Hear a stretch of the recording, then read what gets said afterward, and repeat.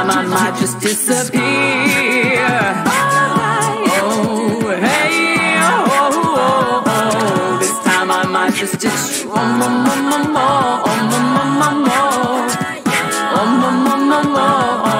This time I might just disappear. Oh, hey, this time I might just disappear.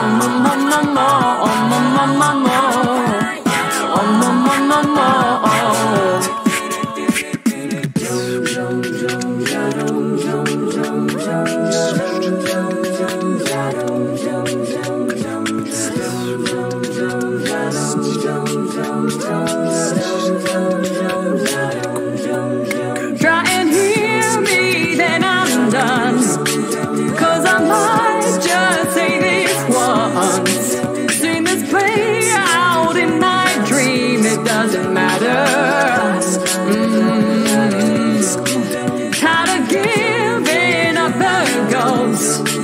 For it's you I hate the most. Maybe there's no guarantee, it doesn't matter. This time I might just disappear. Oh, hey, oh, this time I might just disappear.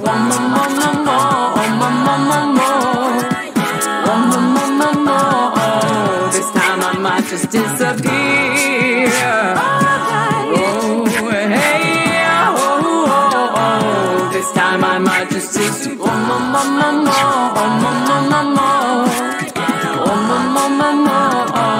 This time I might just disappear.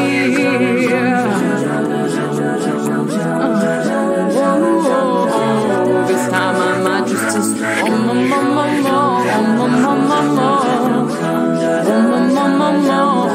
This time I might just disappear.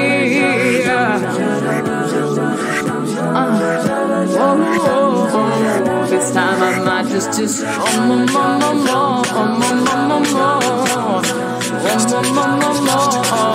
This time I might just disappear. Oh, hey, oh, this time I might just disappear.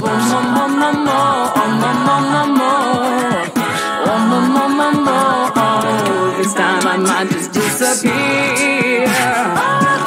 Oh, hey, oh, this time I might just disappear.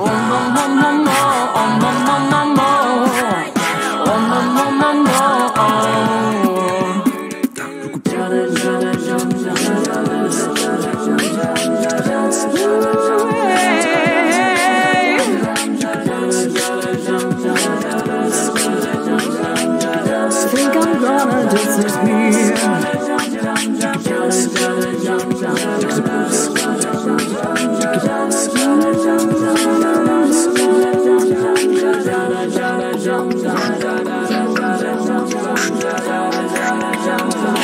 This time I'll just disappear.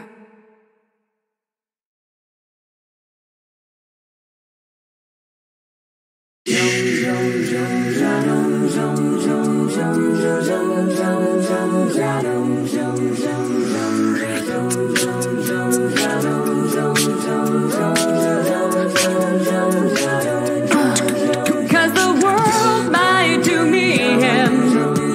It's alright cause I'm with friends. Guess I'm giving up again, it doesn't matter. Feeling like a ghost, and it's what I hate the most. Guess I'm giving up again, and this time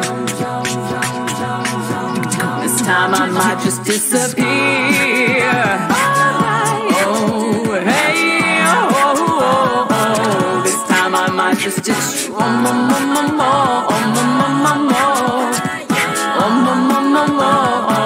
This time I might just disappear. Oh, hey, oh, this time I might just disappear.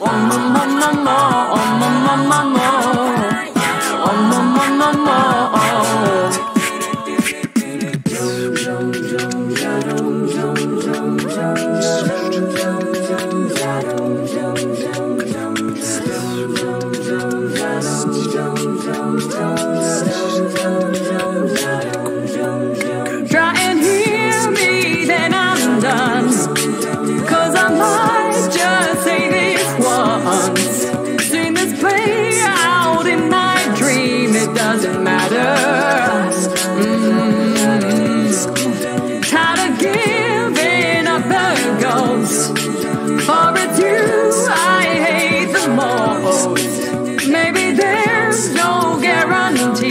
it doesn't matter.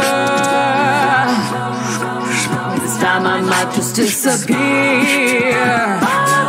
Oh, hey, oh, this time I might just disappear.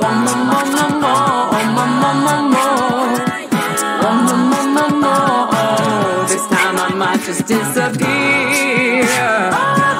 Oh, hey, oh, this time I might just disappear.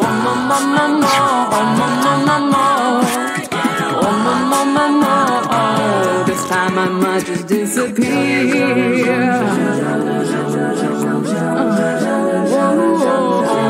This time I might just disappear.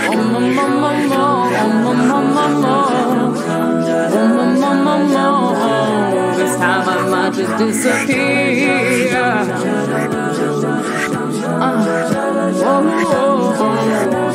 I might just disappear. This time I might just disappear. This time I might just disappear. Oh, hey, oh, this time I might just disappear.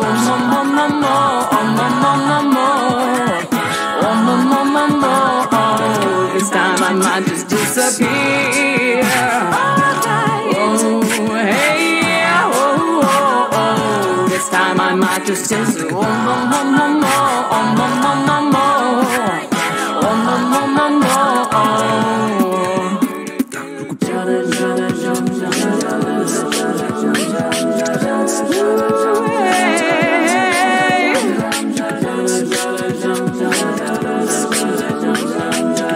Think I'm gonna disappear.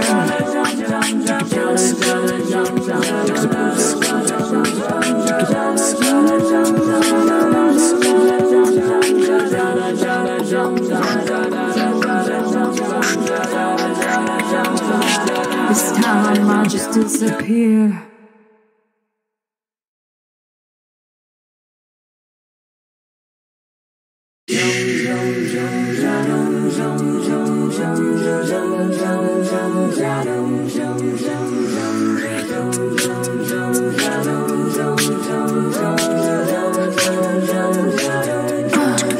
Cause the world might do me in.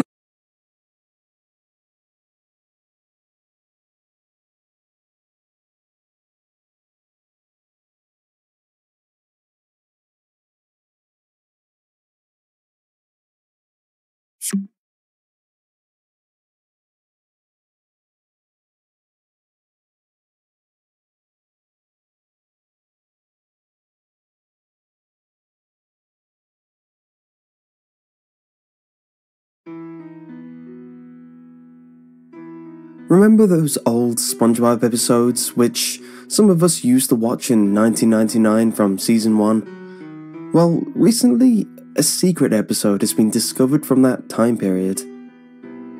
The other day, I was searching through my computer when I came across a notepad document deep within System 32. Having no idea how it got there, I scanned it for viruses. It had one Trojan in it. I deleted it and it opened up. All that was printed was one website link, followed by gibberish. Having not a single clue what it meant, I continued by putting the site link into my web browser. It took me to a site where there was a black background and a huge button. It had the same text that was on the notepad document. I clicked it and it brought up a download link. The file that wanted to be downloaded was called spongecry.avi. As crazy as I am, I went ahead and downloaded it.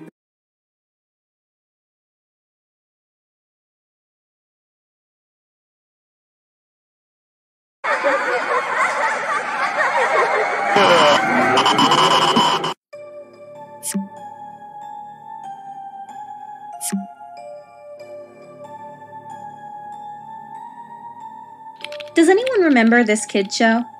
It was called Candle Cove, and I must have been 6 or 7. I never found reference to it anywhere, so I think it was on a local station around 1971 or 1972. I lived in Ironton at the time. I don't remember which station, but I do remember that it was on at a weird time, like 4 p.m. It seems really familiar to me. I grew up outside of Ashland and was 9 years old in 72. Candle Cove. Was it about pirates? I remember a pirate marionette at the mouth of a cave talking to a little girl. Yes, okay, I'm not crazy. I remember Pirate Percy. I was always kind of scared of him. He looked like he was built from parts of other dolls. Real low budget. His head was an old porcelain baby doll. Looked like an antique that didn't belong on the body. I don't remember what station this was. I don't think it was WTSF, though.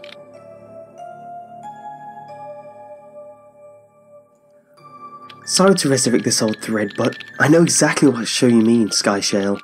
I think Candle Cove ran for a couple of months in 71, not 72. I was 12 and I watched it a few times with my brother. It was channel 58, whatever station that was. My mum would let me switch to it after the news. Let me see what I remember. It took place in Candle Cove, and it was about a little girl who imagined herself to be friends with pirates. The pirate ship was called the Laughingstock, and Pirate Percy wasn't a very good pirate because he got scared too easily, and there was calliope music constantly playing. I don't remember the girl's name, Janice, or Jade or something. I think it was Janice. Thanks, Jaren. Memories flooded back when you mentioned the Laughingstock in Channel 58. I remember the bow of the ship was a wooden smiling face with the lower jaw submerged. It looked like it was swallowing the sea, and it had that awful Ed Wynn voice and laugh. I especially remember how jarring it was when they switched from the wooden plastic model to the foam puppet version of the head that talked. I remember now too. Do you remember this part, Sky Shale? You have to go inside. Ugh. Mike, I got a chill reading that. Yes, I remember. That's what the ship always told Percy when there was a spooky place he had to go in. Like a cave or a dark room where the treasure was. And the camera would push in on Laughingstock's face with each pause. You have to go inside. With his two eyes askew and that slopping foam jaw and the fishing line that opened and closed it. Ugh! It just looks so cheap and awful. You guys remember the villain? He had a face that was just a handlebar mustache above really tall, narrow teeth. I honestly thought the villain was Pirate Percy. I was about 5 when the show was on. Nightmare That Fuel. wasn't the villain, the puppet with the mustache. That was the villain's sidekick, Horace Horrible. He had a monocle too, but it was on top of the mustache. I used to think that meant he had only one eye. But yeah, the villain was another marionette, the Skin Taker. I can't believe what they used to let us watch back then. Jesus H. Christ. The Skin Taker. What kind of a kid show were we watching? I seriously could not even look at the screen when the Skin Taker showed up. He just descended out of nowhere on his strings. Just a dirty skeleton wearing that brown top hat and cape. And his glass eyes that were too big for his skull. Christ almighty. Wasn't his top hat and cloak all sewn up crazily? Was that supposed to be children's skin? Yeah, I think so. Remember his mouth didn't open and close, his jaw just slid back and forth? I remember the little girl said, "Why does your mouth move like that?" And the Skin Taker didn't look at the girl but at the camera and said, "To grind your skin." Oh, I'm so relieved that other people remember this terrible show. I used to have this awful memory. A bad dream I had where the opening jingle ended, the show faded in from black and all the characters were there. But the camera was just cutting to each of their faces, and they were just screaming. And the puppets and marionettes were flailing spastically, and just all screaming. The girl was just moaning and crying like she'd been through hours of this. I woke up many times from that nightmare. I used to wet the bed when I had it. I don't think that was a dream. I remember that. I remember that was an episode. No. Not possible. There was no plot or anything. I mean, literally just standing in place crying and screaming for the whole show. Maybe I'm manufacturing the memory because you said that, but I swear to God, I remember seeing what you described. They just screamed. Oh God, yes. The little girl, Janice. I remember seeing her shake. And the skin taker screaming through his gnashing teeth. His jaw careening so widely, I thought it would come off its wire hinges. I turned it off and it was the last time I watched. I ran to tell my brother and we didn't have the courage to turn it back on.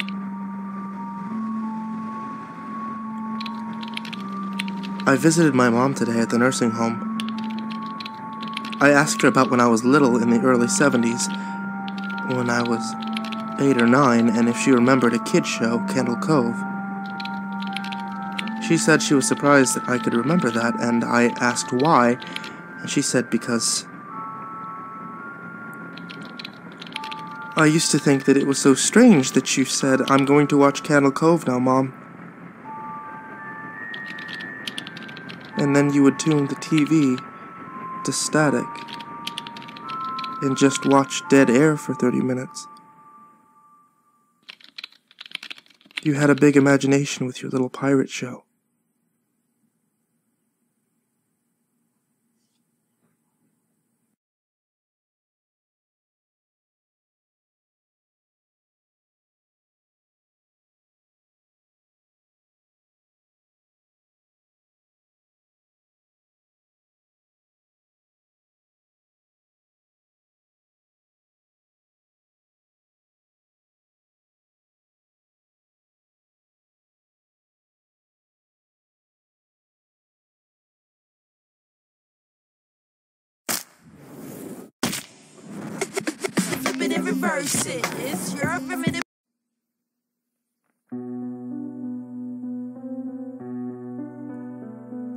The early stages of production on the film Toy Story were a complete nightmare. The production was in a sort of development hell until the infamous Black Friday incident. Disney harassed the, at the time, new animation studio Pixar constantly. They were to produce and release the film, and they wanted results as quickly as possible. Disney tried everything to eliminate Pixar's efforts to deviate from the Disney formula, even at times threatening to shut the production down. Disney sent notes on revisions that they thought would improve the film. They insisted through their notes, which all read, "Edge. The film needs more edge." The people working on the film at the time struggled so hard to maintain all of Disney's notes and demands.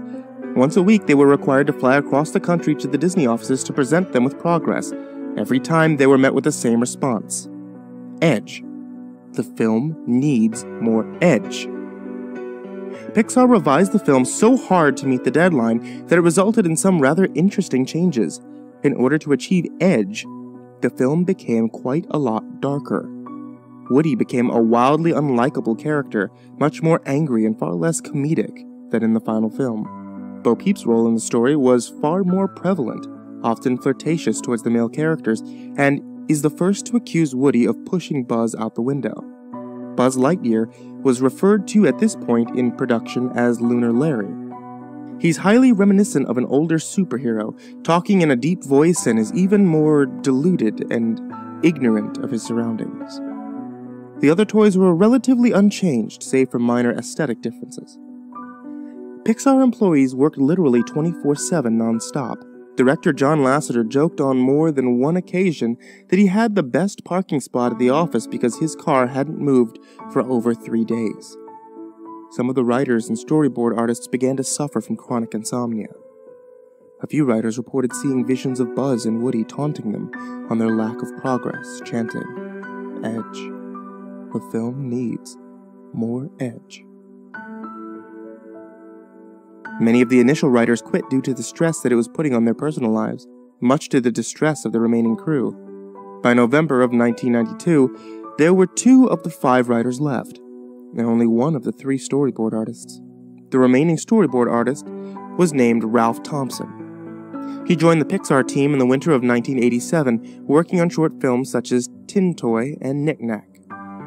He, at the same time, did some storyboard work for The Nightmare Before Christmas with fellow artist Joe Ranft. Joe came down with a serious illness and hadn't been to work in a week. Ralph worked constantly in fear of the inevitable correction by Disney. More edge. More edge.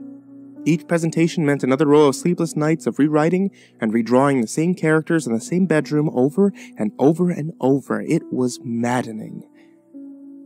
One morning, John Lasseter, Andrew Stanton, and other higher-ups at Pixar came into the office and told everybody what happened at their last meeting.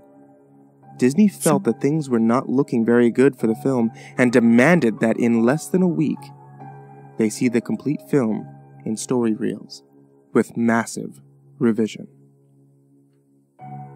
There was a general groan and whine from the crew, and they went back to work. Ralph worked harder than any others involved. Sometimes, at 2 o'clock in the morning, one of the writers would walk into Ralph's office with a packet of newly written scenes, more to draw, and with more drawings meant more scratch voice work. When a film is still in the writing or storyboard stages, artists will do temporary voices for the story reels. He had Disney's vague instructions racing through his mind. More edge, edgier, more. We want results, people, edgier. This is a business, faster, more edge. Move on already. He thought to himself this exactly. The film needed an edge. It needed to be darker, more cynical. It needed more adult humor in situations. It needed an attitude. Of course. Ralph, how couldn't you have seen it sooner? Edge. All these hundreds of hours bent over a desk and all you needed was edge. Why didn't you listen sooner? He gave the film an edge. The story reels were flown over with the main crew to the head offices at Disney. The date was November 27th, 1992. Black Friday. The film was brought into the Disney screening room. The reel was about 48.5 minutes long. The movie started out as a Western-style shootout between Woody and Andy, resulting in Andy being shot down. It is revealed that this was just a game played inside of Andy's mind. The film continued on with little problems for about the first 20 minutes or so, though several gags seemed off with the overall tone of the film. For example, Mr. Potato Head would pull one of his eyes out and kick them under Bo Peep's dress for a look-see. There were several scenes of Woody yelling at the toys to stop caring about Buzz, or Larry, and to pay attention to him, culminating in insults and minor acts of violence. The scene comes where Andy can only take one toy to Pizza Planet, and Woody pushes Buzz out the window. Woody offers to shake hands with Buzz or Larry, only to throw him out the window. There is a stock smashing noise. The other toys are shocked and antagonize Woody for what he's done. Woody shows little remorse and screams at Slinky Dog to make the toys stop harassing him. After much yelling, one of the Green Army men says the word "God damn." The toys grab Woody and toss him out the window as well. He falls into the ground with a low thump. Cheering is heard from the interior of the house. The quality on the storyboards becomes much less refined, almost like chicken scratches. Woody gets up and sees Buzz or Larry. Buzz's body shattered on impact. His arms and legs were broken off and located only a few inches away. There was a large crack down the middle of the chest, revealing a mess of buttons and wires inside. He gave off a sort of electrical twitch motion of his head. His eyes looked as if they were about to pop out of their plastic sockets. The twitching stops after a few moments, and Woody looks in fear at what he's done to Buzz, and runs off.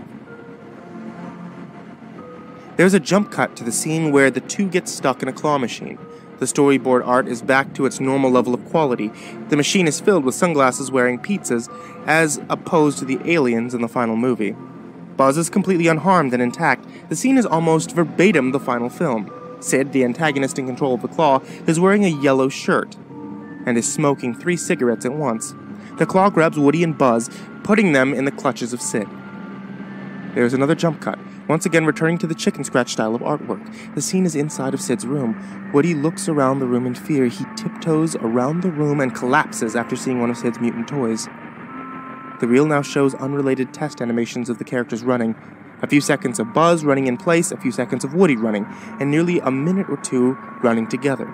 The footage is distorted, and Spanish text is present on the screen. There is now a shot of Woody standing in front of a black background, and the trademark Pixar ball is rolling around in the distance. The animation now is the traditional animation style of a typical 2D Disney film. Woody is completely naked, with anatomically correct features, and stares directly into the camera. His flesh begins to rot away, with the exception of his eyes which remain intact. Woody begins to moan in a low voice. What remains of his lips curl into a smile, bits of flesh peeling off as this happens. He lifts up his decomposing arm manually and waves it to the camera. His fingers dig into his eyes. Dark blood oozes out of its sockets. Woody begins to scream and growl. Don't you want it? Don't you want it? Don't you love it? He digs so deep as to rip the entire top half of his head off. Woody gives a sigh of relief and begins eating the flesh off the skull before tossing it aside. He writes the word edge on the screen with his rotting fingertip. The remaining 15 minutes of the reel were pencil scribbles accompanied by the shrill screams of a young woman. The word edge is burned into the projection screen. The screening ended in complete silence.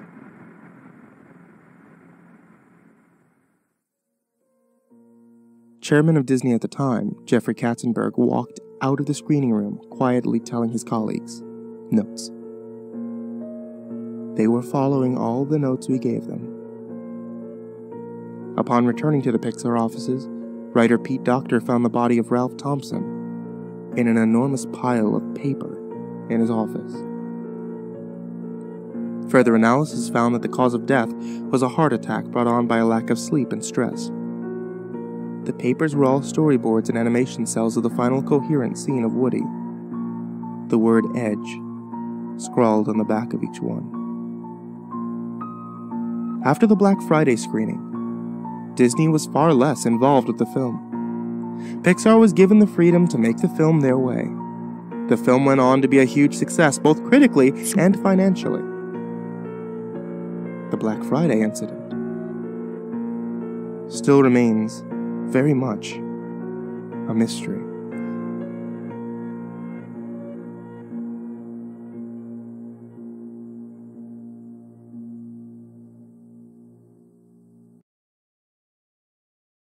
Woody!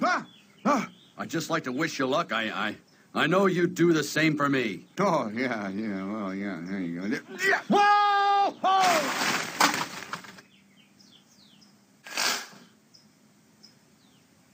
What? What are you, what's everybody looking at? What? Hey, he slipped. I tried to, I couldn't hold that. It was he slipped. Hey, I don't see him. I think he fell onto the street. He's as good as roadkill. He ain't going to pizza now. Woody, you deliberately threw Buzz out the window. Hey, it's a toy world.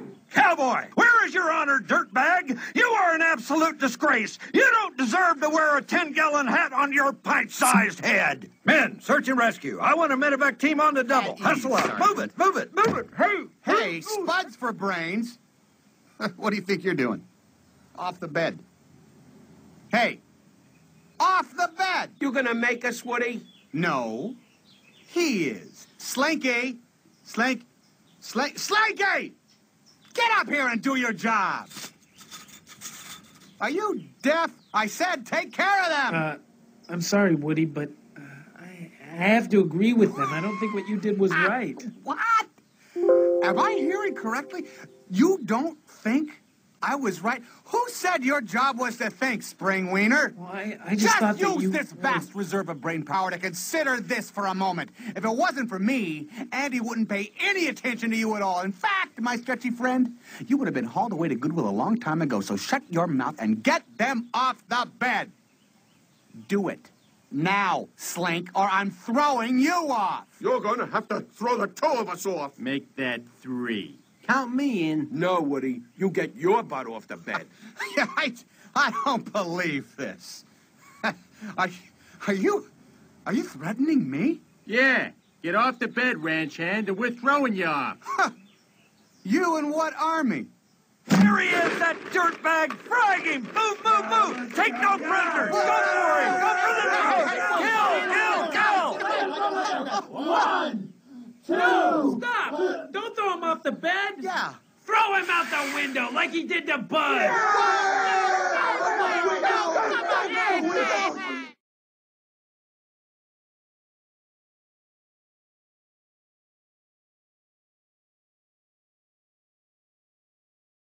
Working on Toy Story was kind of neat because for us, we were trying to figure Woody!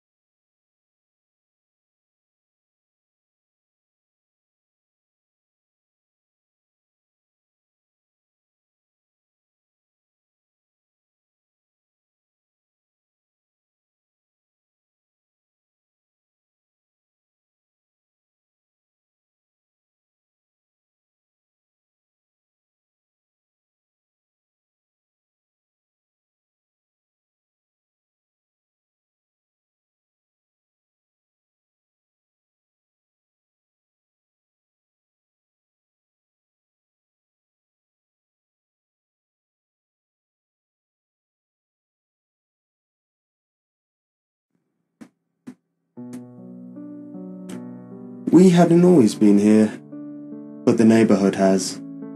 Even before it was a neighbourhood on Earth, this one had always been here.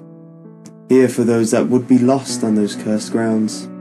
Here for those who would die long before their real life ever truly began. Here for those who never really wanted to grow up.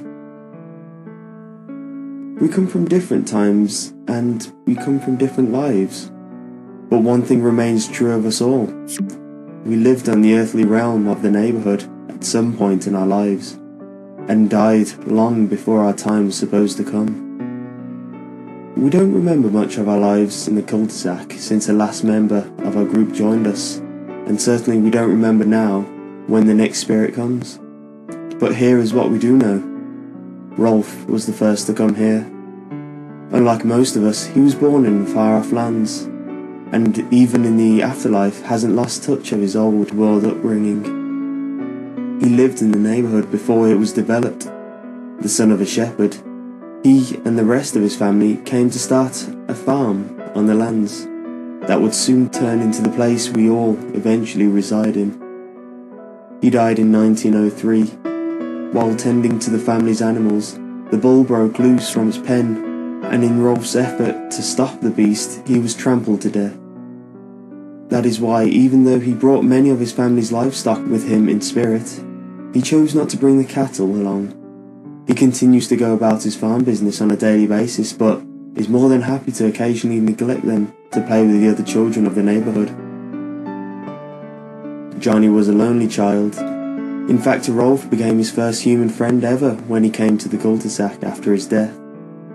His parents moved onto the grounds of Rolf's former farm not long after his death. With no other children around and no field work to take up his time, as it did Rolf's, Johnny grew into his own mind to a great extent. From there, Plank was born. Together, they wandered about the countryside, climbing trees and getting themselves in trouble. Sadly, this didn't last forever, as a few years later, Johnny became bedridden with illness. In 1922, he died after a long battle with TB. He saw his imaginary friend, Plank, stand by him to the last breath. Even now in the afterlife, without the countryside to play in, Johnny still wastes much of his time frolicking through the backyards and streets. Eddie was the next to come. Eddie was born in New York City, but moved to the neighborhood in 1932, just as the Great Depression was hitting full swing. The neighborhood, while still different, was beginning to take form from the fields of its past as families moved in and split up the lands that once belonged to Ralph's family. Always a schemer, Eddie looked to do anything to bring some comfort to his bare family life, even if it cost him the friendship of others. Eddie died in 1939 after one of his grand plans to swindle a sap backfired. He drowned trying to cross the local river after trying to run away from the angry kids that he tried to deceive. Even in the afterlife, he keeps chasing after the almighty dollar.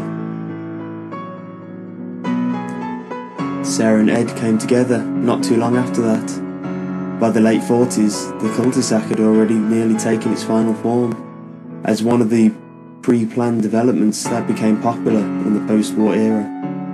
As brother and sister growing up in the chaos of World War II, they both had various ways of escaping their lives as children of a dead GI and a working mother.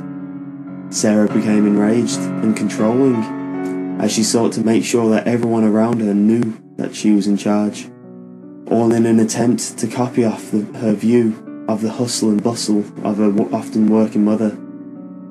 Ed, on the other hand, went about it in a different way. He just shut it out entirely. In fact, he shut out nearly everyone and everything in the world entirely, becoming what appeared to be a complete idiot. Ed chose instead to become completely involved in the monster movies and comic books that began to pop up after the war had ended. It wasn't long after that, in 1953, Ed and Sarah died in a car wreck as their mother was taking them to visit their grandparents. Naz came a time after the brother and sister. Naz was a flower child, born to a pair of hippies-turned-establishment in the late 60s.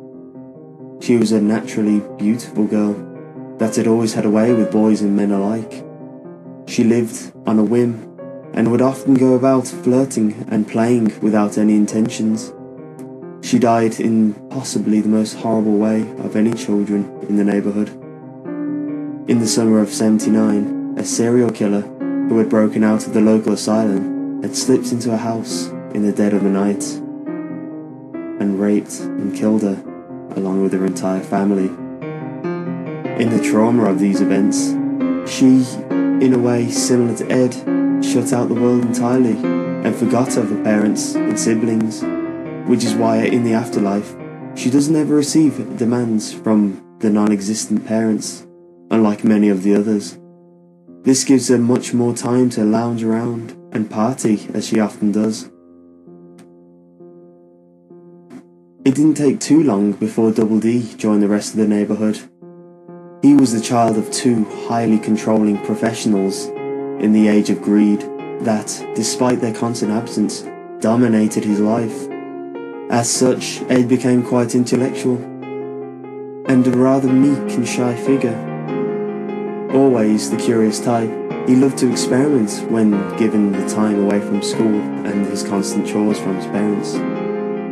This would lead to his untimely demise in 1986, as a gas leak combined with a Bunsen burner from one of his experiments tore him and his house to pieces. Being the timid and subservient type, between various misadventures, Double D continues to follow the written orders of his parents long after his death. Kevin was the next to join the group. He was born to the day of Double D's death, and in many ways, his polar opposite. Kevin came from a broken home and developed a bold personality. In life, he was cynical and angry, and took it out on many of the other children.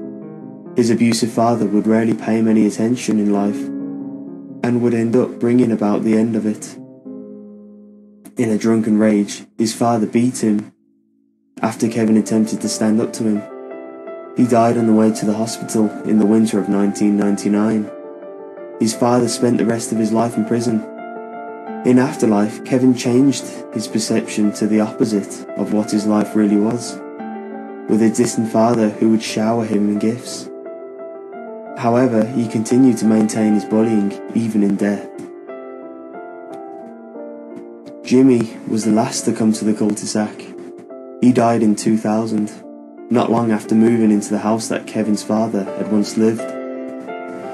He had had leukemia since he was barely old enough to walk. As such, he was always a very sickly child, and due to his overprotective parents, he never really got to be around the other children. He lived his days out in a small bedroom, completely neglected by the outside world. Jimmy lingered for quite some time in a state of near death, but in the end finally caved into the suffering of his lifelong illness. The Kanker sisters were different from the other denizens of the cul-de-sac. They were never of the earthly plane of existence. Instead, they are children of demons, not too dissimilar from the succubi from human lore. They seem to possess abilities impossible by the standards of others, such as the ability to appear nearly anywhere instantly. They were sent from hell to torment the already tortured souls of the neighborhood. Surprisingly, they are attracted to the Eds for unknown reasons, although it is speculated that they are the weakest willed members of the neighborhood and are seen as easy targets by them. Despite that, they are universally loathed and often feared by everyone, including the Eds.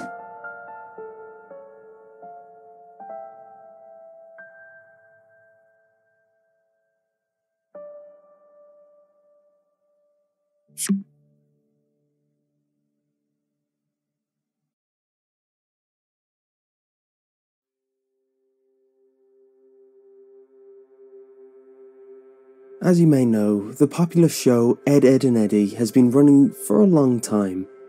However, between October 7th, 2003 and October 21st, 2003, episode 34 was accidentally released 1 week before it was scheduled to.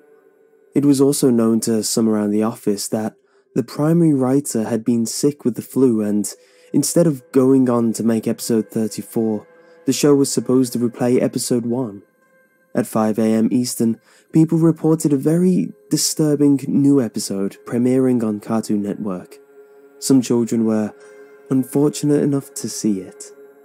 Apparently, the quality of the episode was mediocre when held to the regular standards. Animation was choppy, sound was constricted and very muffled. Reports of a line running up and down, similar to a crappy VHS player, was received. Scenery was described as overwhelmingly dark and depressing, without changing props and other background objects, stormy looking. Characters also behaved oddly. Instead of the normal goofy hijinks-inspired personalities, viewers complained that they seemed extremely agitated, gratuitously hateful towards each other, and constantly about to begin sobbing after lines. The protagonist also had a very bad lisp, no one knows why, but he spoke with a sexual tone, and that further bothered the viewers. I was one of these viewers. The episode began with Eddie walking down the street with Ed. I noticed that Double D was missing. There was an angular shot coming from in front of the two to show them walking toward the viewer. Eddie was wearing the angry look he does when something goes wrong. His eyes were red around the iris. Ed looked absolutely forlorn and practically dragged himself behind Eddie, tears in his eyes, which were both lazy and looking in opposite directions. Kevin, the series antagonist, was riding his bike opposite of the Eds towards them. The shot became blurry and low moans were heard coming from Eddie before Kevin hit him, which never happened because the screen went to black.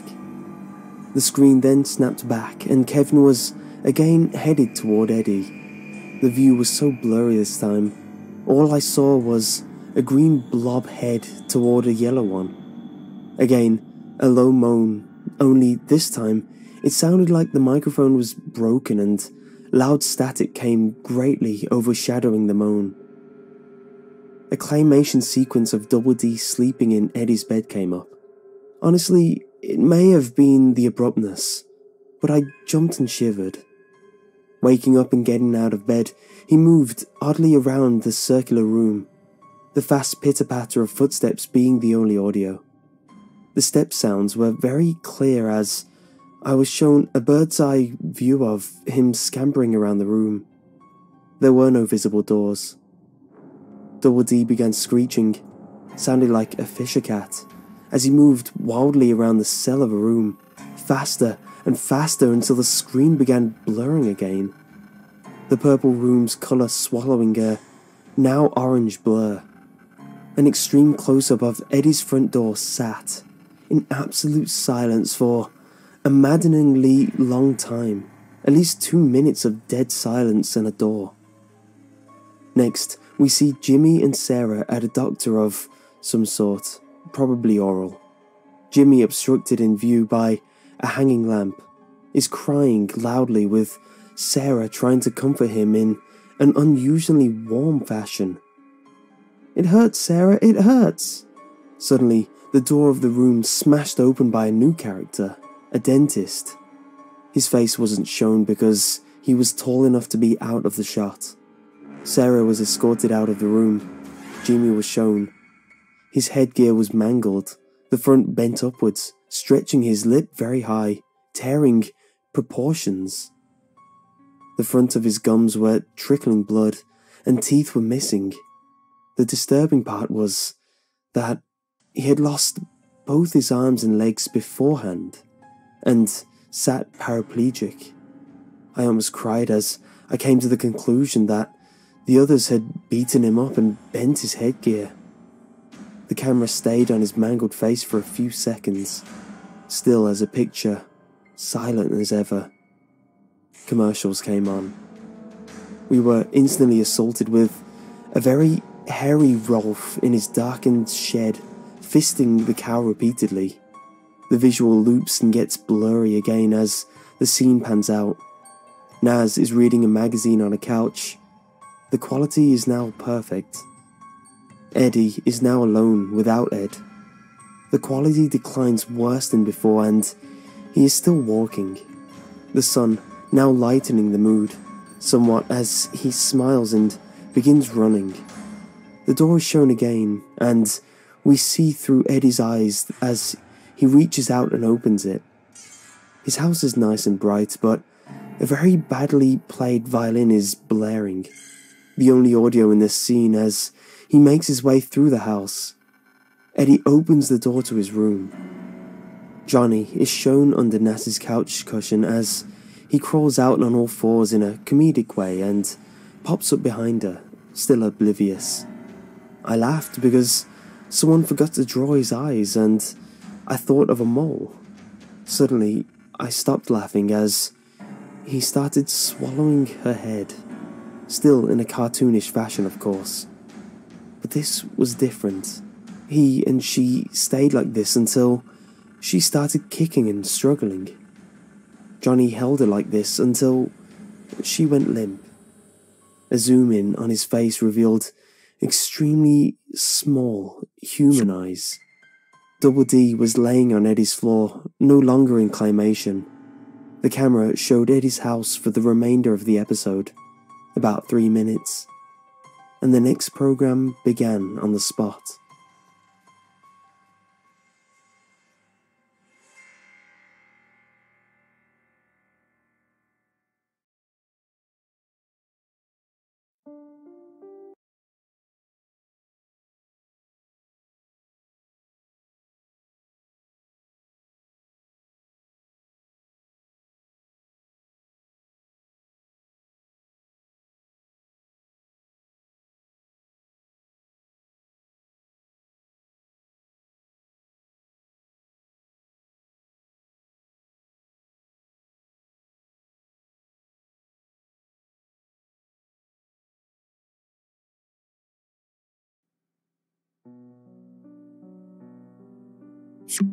You all probably know about the new generation of My Little Pony, Friendship is Magic.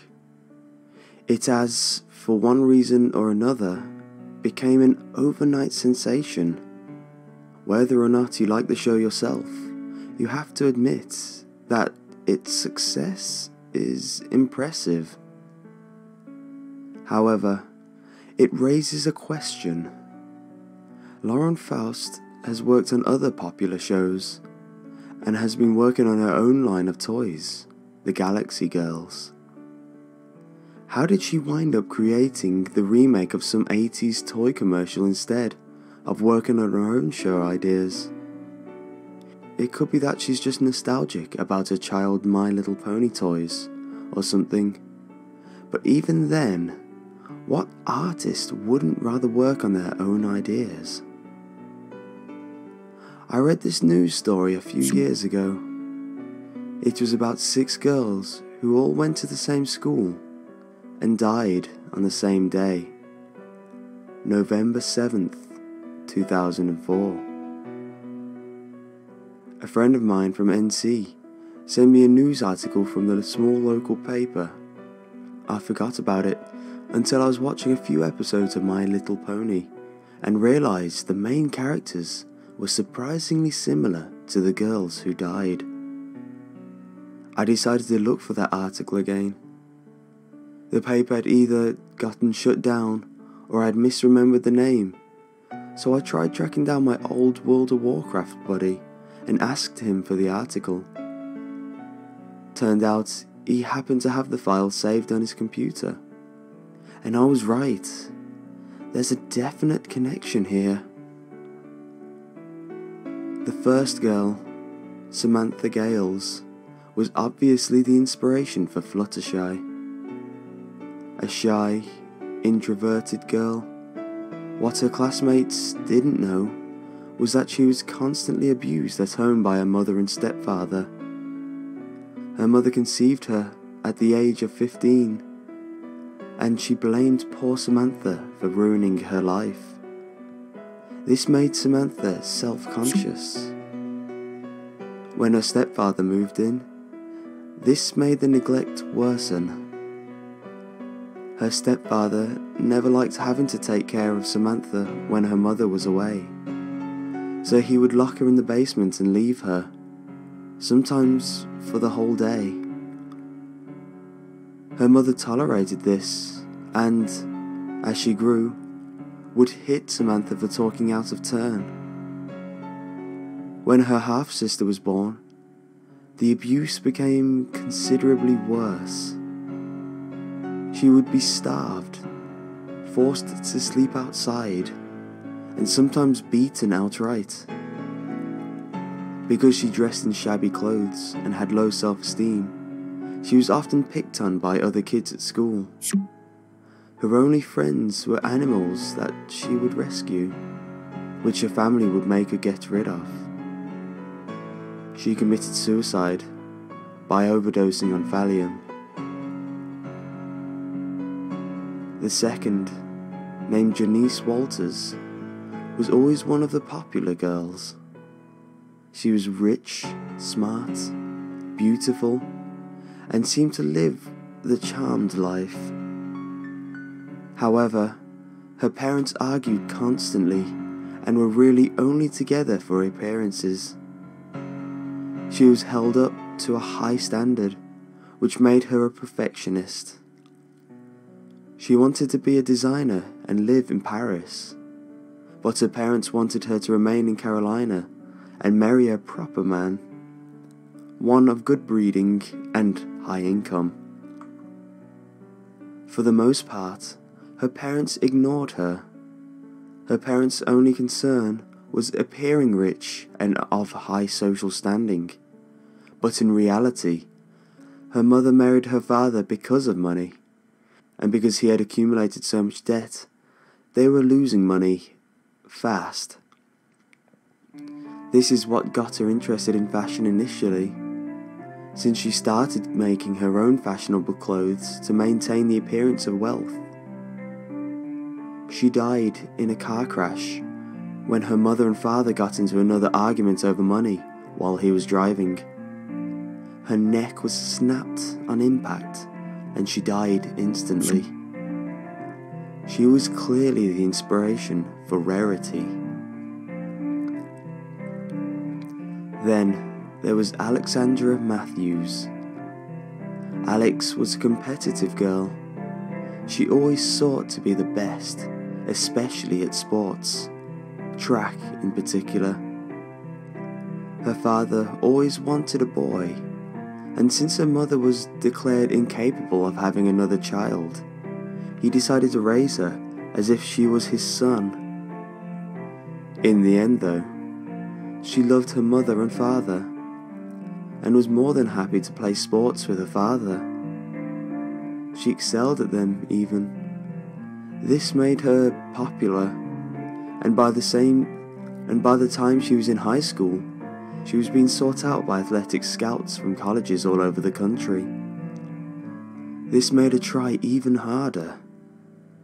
She had always wanted to compete in the Olympics.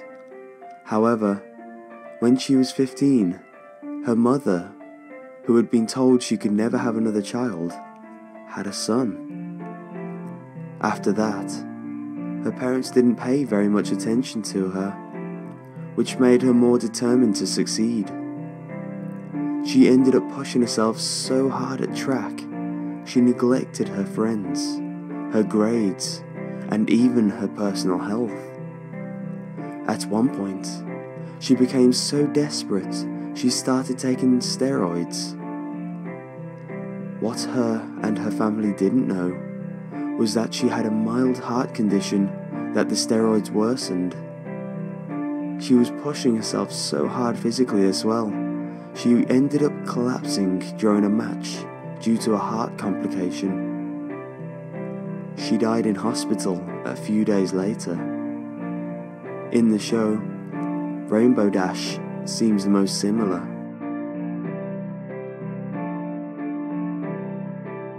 The girl most similar to Applejack, Jamie Sanders, was a farm girl, just like the character based off her. What the show didn't include was that her farm was run down, and her family was always struggling with money. She often worked odd jobs under the table to try help support her family. She had many brothers and sisters, and she was the second, which meant it was up to her and her brother to take care of the young'uns. This meant she didn't have much time to hang out with her friends, or take any extracurricular activities, or even do her homework on most nights. She had an aunt, whom her family from Manhattan was based off, who kept offering to send money to support her mother and father, but they were proud and always refused. That is, until her father died of a heart attack in 2001. Her mother followed shortly after, having killed herself when she couldn't handle the pressure of taking care of all the children. They were taken in by their senile grandma, who was incapable of truly taking care of them. Jamie herself oftentimes helped out with other families' yard work to keep her family afloat. She died when she fell into a wood chipper. Pinkie Pie's inspiration probably has the saddest story. Katherine Jackson was a foster child and moved from home to home.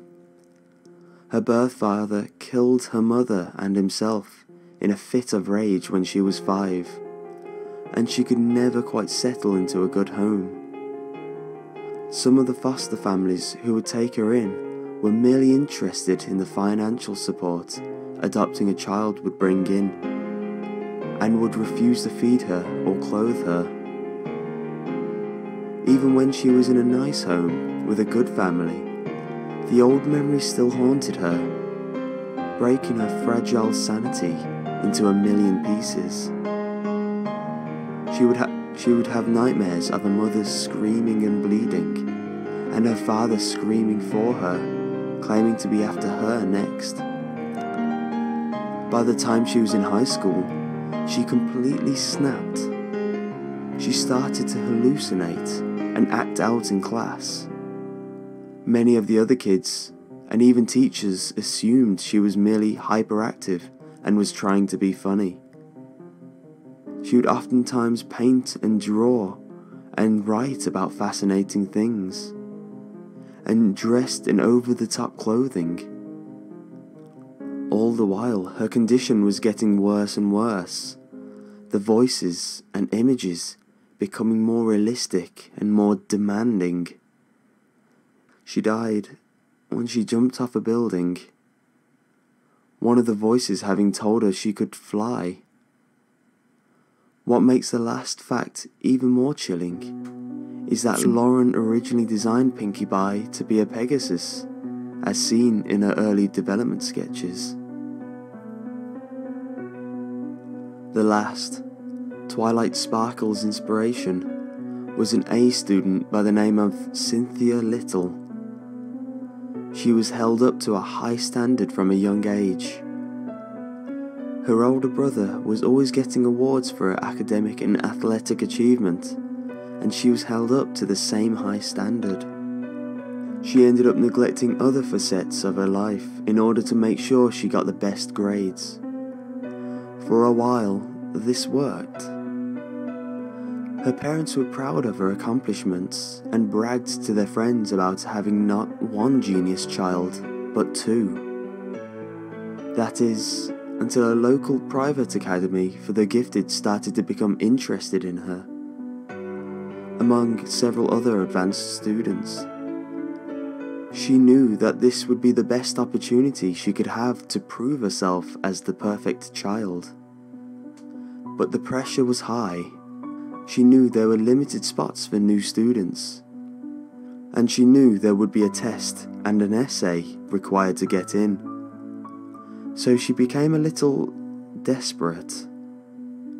She studied to the point where she could hardly eat and never sleep. As the test closed in, she panicked and she opted to find an essay online to copy, and during the test resorted to cheating. When she was caught, her parents were horrified. She sank into deep depression and eventually hung herself to save herself the shame of being an imperfect daughter. You might be wondering now why Lauren Faust would be inspired to make a sweet children's show inspired by such depressing events. Perhaps she felt some odd need to give the girls closure, or perhaps to tell their story in any way she could. Think about it. In the show, Fluttershy is able to take care of animals she adores. Rarity is a successful designer with loving parents. Rainbow Dash is in fact a great athlete. Applejack has a successful farm. Pinkie Pie is happy with not a care in the world. And Twilight Sparkle was accepted into an exclusive school. Maybe, just maybe, she wanted to give the spirits of these girls what they always wanted.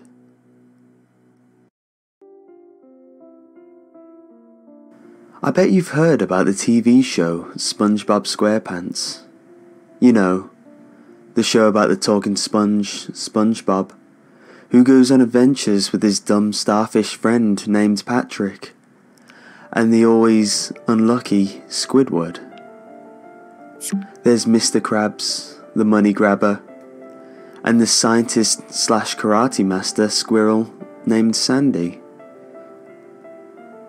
Everybody knows about the show and how popular it is, but they didn't know the truth behind it. SpongeBob and his friends are actually the ghosts of humans that forcefully had to take over the bodies of sea creatures to survive. All of them have visions of the buildings and structures from their previous lives. SpongeBob was originally a kid named Bob. Bob was a nice kid, always helping others and always trying to stay out of trouble.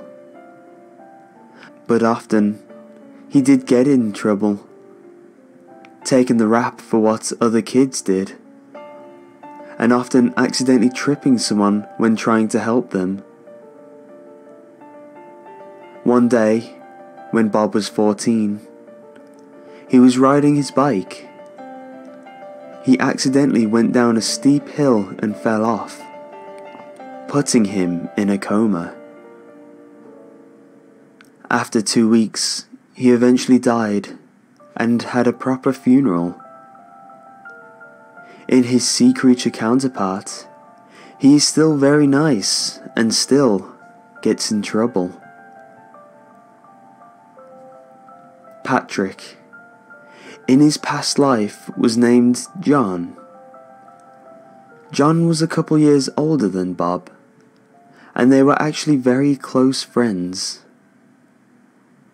They lived in the same neighborhood and often played together. When he was 10, he was hit in the head very hard, giving him brain damage and an occasional inability to think. Then, for the last 5 years, he was always getting into extreme trouble, often hurting people, and was friendless except for Bob. Then when he was 15, he was having a moment of stupidity and climbed onto the roof. Then he tripped and fell off the roof, which cracked his skull and killed him. In his sea creature counterpart, he still acts dumb and is only friends with SpongeBob. Squidward's human name was Dan. Dan was a sore thumb, never playing with the other kids. He was always lonely, with no friends except for his clarinet and teddy bear, Zippy. Dan had a severe heart condition that would eventually lead to his end. His heart was so weak that if something surprising happened, if he got startled, he could have a heart attack. One night, he had a dream where Zippy was murdering him. This scared him so much that he woke up with a severe heart attack, which killed him. In his sea creature counterpart, he still gets scared often, and his only friend is his clarinet. Jim was the name of Mr. Krabs' human counterpart. Jim was from a wealthy family. Despite his family fortune, he was a money grabber and a pickpocket, often taking people's money and running off with it. He was always behind the rest of the family, having a mild mental condition. He also really loved piggy banks and cash registers, and owned a pet whale in a large fish tank. Because of these issues and oddities, he was laughed at by his whole family. His family had a big vault where they stashed all their money. And once, when Jim was inside, jumping for joy because his family gaining $1 billion, 3 huge bags of money toppled from a high shelf in the vault and crushed him to death. In his sea creature counterpart, he still hogs money and has a whale daughter named Pearl, being his pet whale. Sandy's real name was Sally, a teacher's pet. She was always winning the science fairs and often got all A+. Due to her intelligence, kids would come to her at recess and ask her to fix their math problems. Sally was a black belt in karate, often beating all her students. She would also make many custom fireworks at the country club, which gained her major popularity. Sally was on top of the world. In karate one day, Sally was fighting a master. She was doing well until she got kicked extremely hard in the chest, breaking her ribs and making her unable to breathe. This eventually killed her. Even though she isn't a sea creature, in her squirrel form, she was still able to build her tree dome and be a karate and science master. There are many other sea creatures who contain the souls of dead children. They yearn to see their families again and long for their previous lives. Maybe one day, when their fish form dies, these mournful souls will take over a new baby of their previous.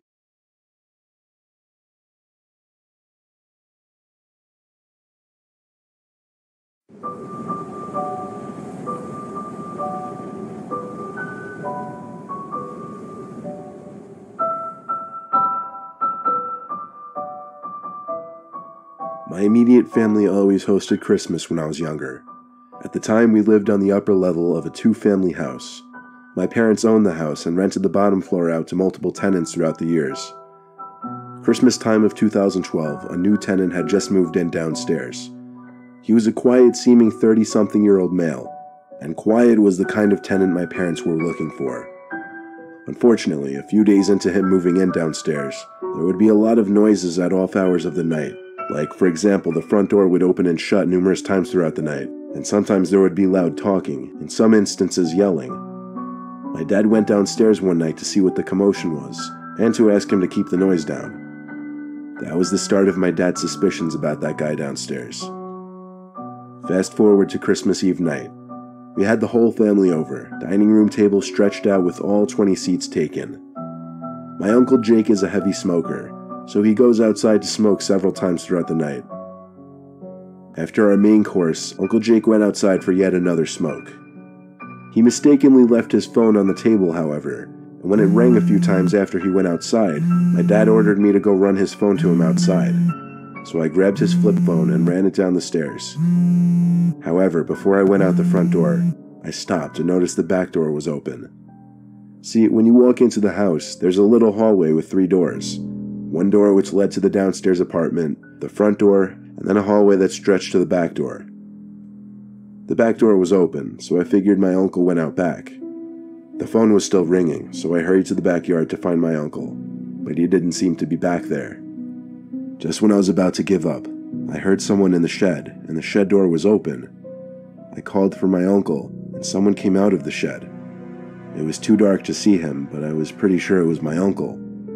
He started walking over to me fast. At first I assumed because he wanted to answer his phone in time, but when he got close enough to the lights from inside of the house, I could see his face.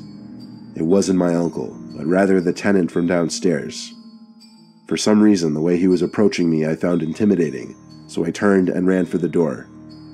I slammed it in that man's face and went to the front yard, where I found my Uncle Jake smoking. I stood by him and told him about the downstairs tenant, and how he seemingly just charged at me. My uncle is the kind of guy to not really take things I say seriously, or he's just not that kind of person to confront someone. I stayed with him until he finished his smoke because I was uncomfortable. Then we walked back upstairs to the dinner table together, where I told my dad about the tenant in the shed and how he followed me. There was a silence at the table, and my dad seemed a little concerned, but I guess he didn't want to ruin the remainder of our Christmas dinner, so he waited until we were done to check outside. When he came back up, he said the neighbor wouldn't answer his door, but that the shed outside was shut. A couple hours later, the last of our family left, and my immediate family started getting ready for bed. I stayed up in the living room by the fire and tree because I liked the lighting the two gave off. I watched a Christmas movie, and I guess I nodded off at some point while watching it. However, I do remember waking up suddenly from a kind of half-sleep and hearing a creaking on the stairs. I was too tired to move from my laying position, plus I assumed it was just my mom, dad, or sister, not to mention our giant Christmas tree blocked my view of the stairs. We had all carpeted floors upstairs, so I couldn't hear whoever it was roaming around, but I heard a door down the hall open, probably my sister going back to bed. By now the fire seemed to be almost dead, and the movie I was watching was over. The clock under the TV read 1 in the morning. I figured I'd just stay on the couch at that point because I was so comfortable. A few minutes later, I heard something rustling by the tree. It sounded like an ornament fell off of it. Someone had definitely walked into it. I flipped on my side and looked at the tree, but it was as still as it always was though. I flipped back on my other side, eyes still open, and saw a man standing over me, bending slightly. Of course, initially my first reaction was to scream. My second reaction was to analyze the face to see if it was my father, and when I realized it wasn't my father, rather the downstairs tenant, I screamed even louder. The man tried to cover my mouth, but at that point I think he realized it was too late. Everyone heard me. He ran for the stairs just as my dad stormed out of his room. My dad chased after him, but he was already driving down the street. I think when he was standing over me, he was making sure I was asleep before robbing the place or something. Fortunately for us, my parents had copies of his ID and other important information, which my parents used to find him and sue him for breaking and entering, and we won the case in a landslide. Don't let that take away from the fact that it was still an insanely scary thing to go through. Shop Van Vreedy's and always get the guaranteed lowest price every single day. Best selection. All the best.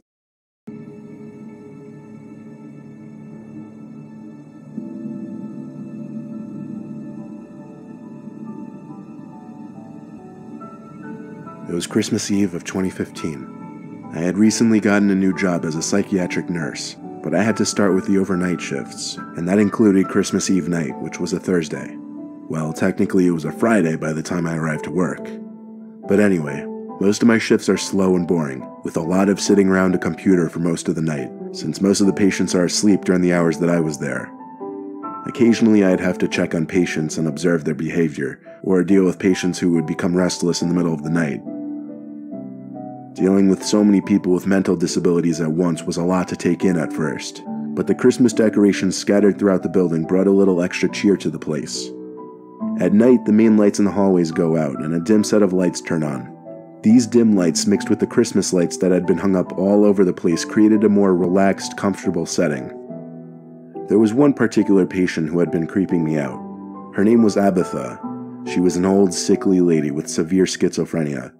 She oftentimes would mumble to herself incomprehensible things, and sometimes she'd say things out loud that I'd assume were directed at me, but she'd just be talking to herself. It was about 3 in the morning when I went to go check on Abatha, who had been awake the whole night. I came in and asked if she needed anything, and she just looked at me with a horrific smile and laughed. It gave me chills because I felt like I was witnessing something from a scary movie. She looked away from me and started muttering something.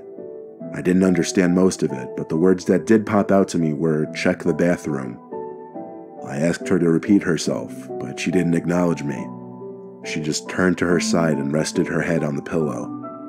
I tried to get her to confirm she wanted me to check the bathroom, but she wouldn't answer now. So I checked the bathroom across from her bed in her room, but as I expected, there was nothing out of the ordinary. I left her room and went back to my desk in the hall. Then I looked at the bathroom door across from my desk.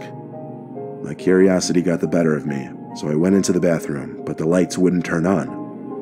I stood by the doorway listening for a moment, and I heard breathing and then a click sound from one of the stalls. I went to get the door stopper from behind the desk and wedged it under the bathroom door so that the light from the hall would let me see at least a little bit into the bathroom. I got on my knees and checked under the stalls from a distance. No feet could be seen in either of the stalls, though. One stall of the two had its door shut, though. I went up to it and stuck my eye through the crack of the door. It was really dark, but I felt like I could see something at the back of the stall. I got back down on my knees to look under the door, but when I did, I couldn't see what I thought I just saw. I got back up and took one more look through the crack of the door, and there was someone's face right on the other side, peeking through the crack just as I was.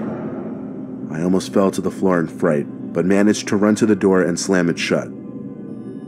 I grabbed the key from the desk and locked the bathroom door. I told another nurse that there was someone in the bathroom, but when we checked together, not only did the lights now work, but the stalls were both open and no one was inside either of them. It was impossible for someone to have left the room. I locked the door. That night, before my shift ended, I tried to question Abatha about what was in the bathroom, but she wouldn't answer me. Just as I gave up and walked to the door with my jacket on, I heard her say, "Merry Christmas." I turned and saw her giving me a smile, Only the smile didn't give me a good feeling. There was something unsettling about it. I had to turn and leave. I had to work with Abatha for a few more weeks before she was transferred to another center for hospice care. To this day, I still feel there was a connection between Abatha and whatever I saw in that bathroom. It's literally just one of those stories I just can't even try to understand or rationalize, but it still haunts me.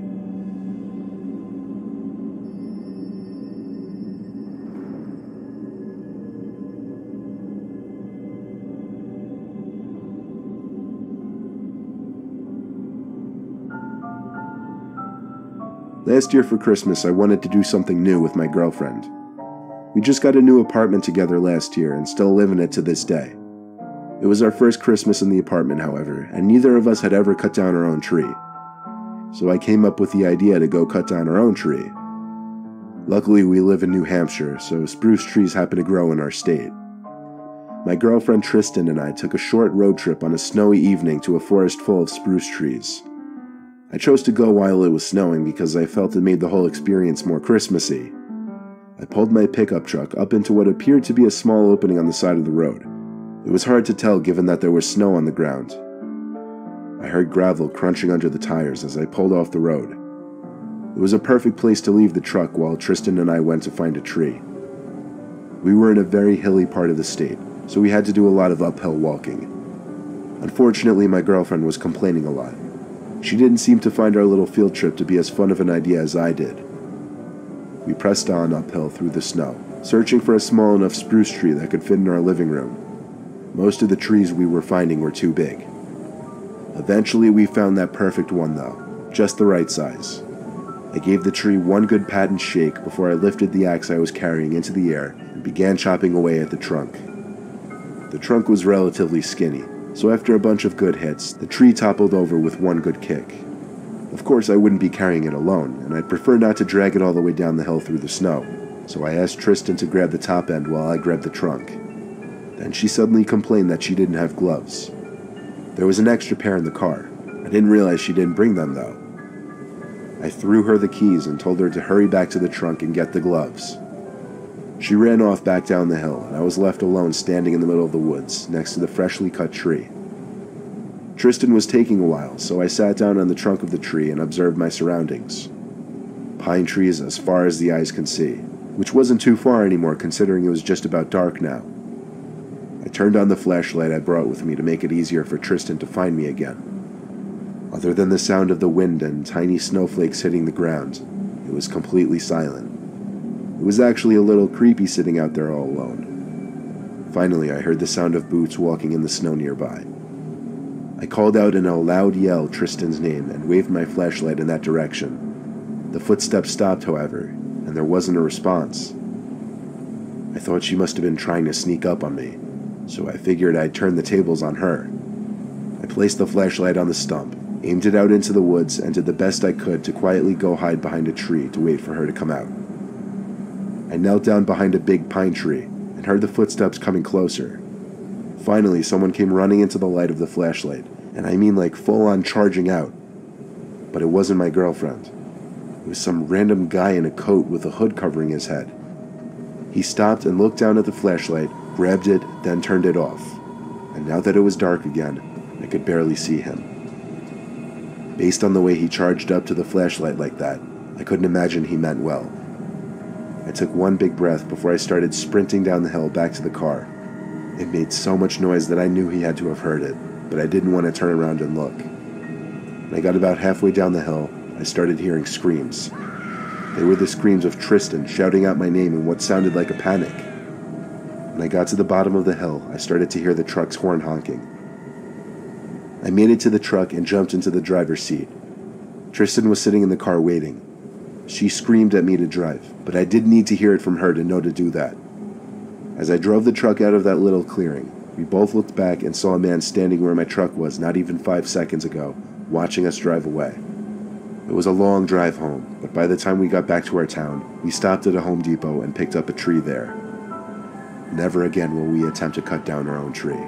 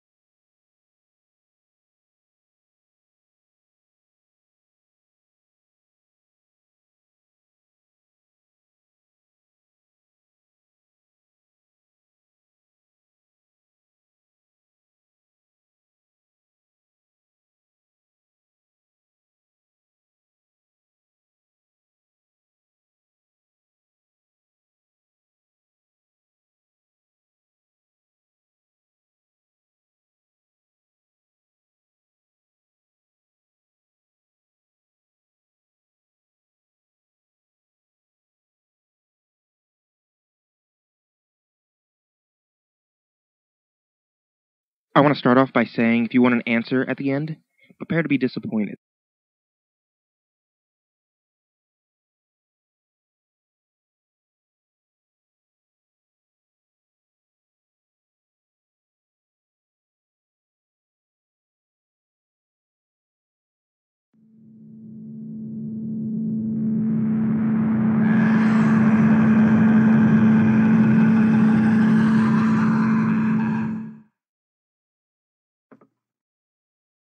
I just want to start off by saying, if you want an answer at the end, prepare to be disappointed. There just isn't one.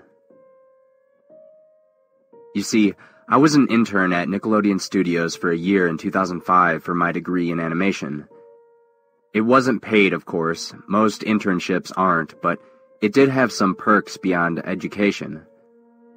To adults, it might not seem like a big one, but most kids at the time would go crazy over it. Now, since I worked directly with the editors and animators, I got to view the new episodes days before they aired. I'll get right to it without giving too many unnecessary details. They had very recently made the SpongeBob movie, and the entire staff was somewhat sapped of creativity, so it took them longer to start up the season. But the delay lasted longer for more upsetting reasons. There was a problem with the Series 4 premiere that set everyone and everything back for several months. Me and 2 other interns were in the editing room along with the lead animators and sound editors for the final cut. We received the copy that was supposed to be Fear of a Krabby Patty and gathered around the screen to watch. Now, given that it isn't final yet, animators often put up a mock title card, sort of an inside joke for us, with phony, oftentimes lewd titles, such as How Sex Doesn't Work instead of Rockabye by Valve, when SpongeBob and Patrick adopt a sea scallop. Nothing particularly funny but work-related chuckles, so when we saw the title card, Squidward's Suicide, we didn't think it more than a morbid joke. One of the interns did a small throat laugh at it. The happy-go-lucky music played as normal. The story began with Squidward practicing his clarinet, hitting a few sour notes like normal. We hear SpongeBob laughing outside, and Squidward stops, yelling at him to keep it down as he had a concert that night and needed to practice. SpongeBob says okay and goes to see Sandy with Patrick. The Bubbles splash screen comes up and we see the ending of Squidward's concert. This is when things start to seem off. While playing, a few frames repeat themselves, but the sound doesn't. At this point, sound is synced up with animation, so yes, that's not common, but when he stops playing, the sound finishes as if the skip never happened. There's a slight murmuring in the crowd before they begin to boo him. Not normal cartoon booing that is common in the show, but you could hear very clearly the malice in it. Squidward's in full frame and looks visibly afraid. The shot goes to the crowd, with SpongeBob in the center frame, and he too is booing. Very much unlike him. That isn't the oddest thing, though. What is odd is everyone had very realistic eyes. Extremely detailed. Clearly not shots of real people's eyes, but something a bit more real than CGI. The pupils were red. Some of us looked at each other, obviously confused, but since we weren't the writers, we didn't question its appeal to children yet. The shot goes to Squidward, sitting on the edge of his bed, looking very forlorn. The view out of his porthole window is of a night sky, so it isn't very long after the concert. The unsettling part at this point is there's no sound. Literally no sound. Not even the feedback from the speakers in the room. It's as if the speakers were turned off, though their status showed them working perfectly. He just sat there, blinking, in the silence for about 30 seconds. Then he started to sob softly. He put his hands over his eyes and cried quietly for a full minute, all the while a sound in the background very slowly growing from nothing to barely audible. It sounded like a slight breeze through a forest. The screen slowly begins to zoom in on his face. By slow, I mean it's only noticeable if you look at shots 10 seconds apart, side by side. His sobbing gets louder, more full of hurt and anger. The screen then twitches a bit, as if it twists on itself, for a split second, then back to normal. The wind through the trees sound gets slowly louder but more severe, as if a storm is brewing somewhere. The eerie part is the sound, and Squidward's sobbing sounded real. As if the sound wasn't coming from the speakers, but as if the speakers were holes that the sound was coming through the other side. As good as sound as the studio likes to have, they don't purchase the equipment to be that good to produce sound of that quality.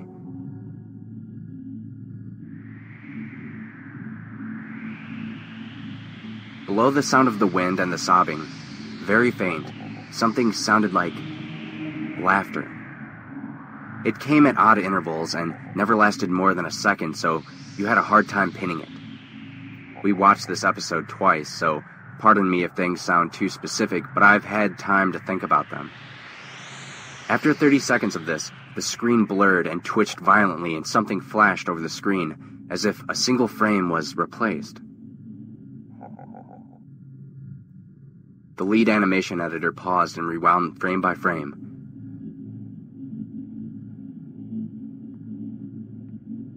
What we saw was horrible.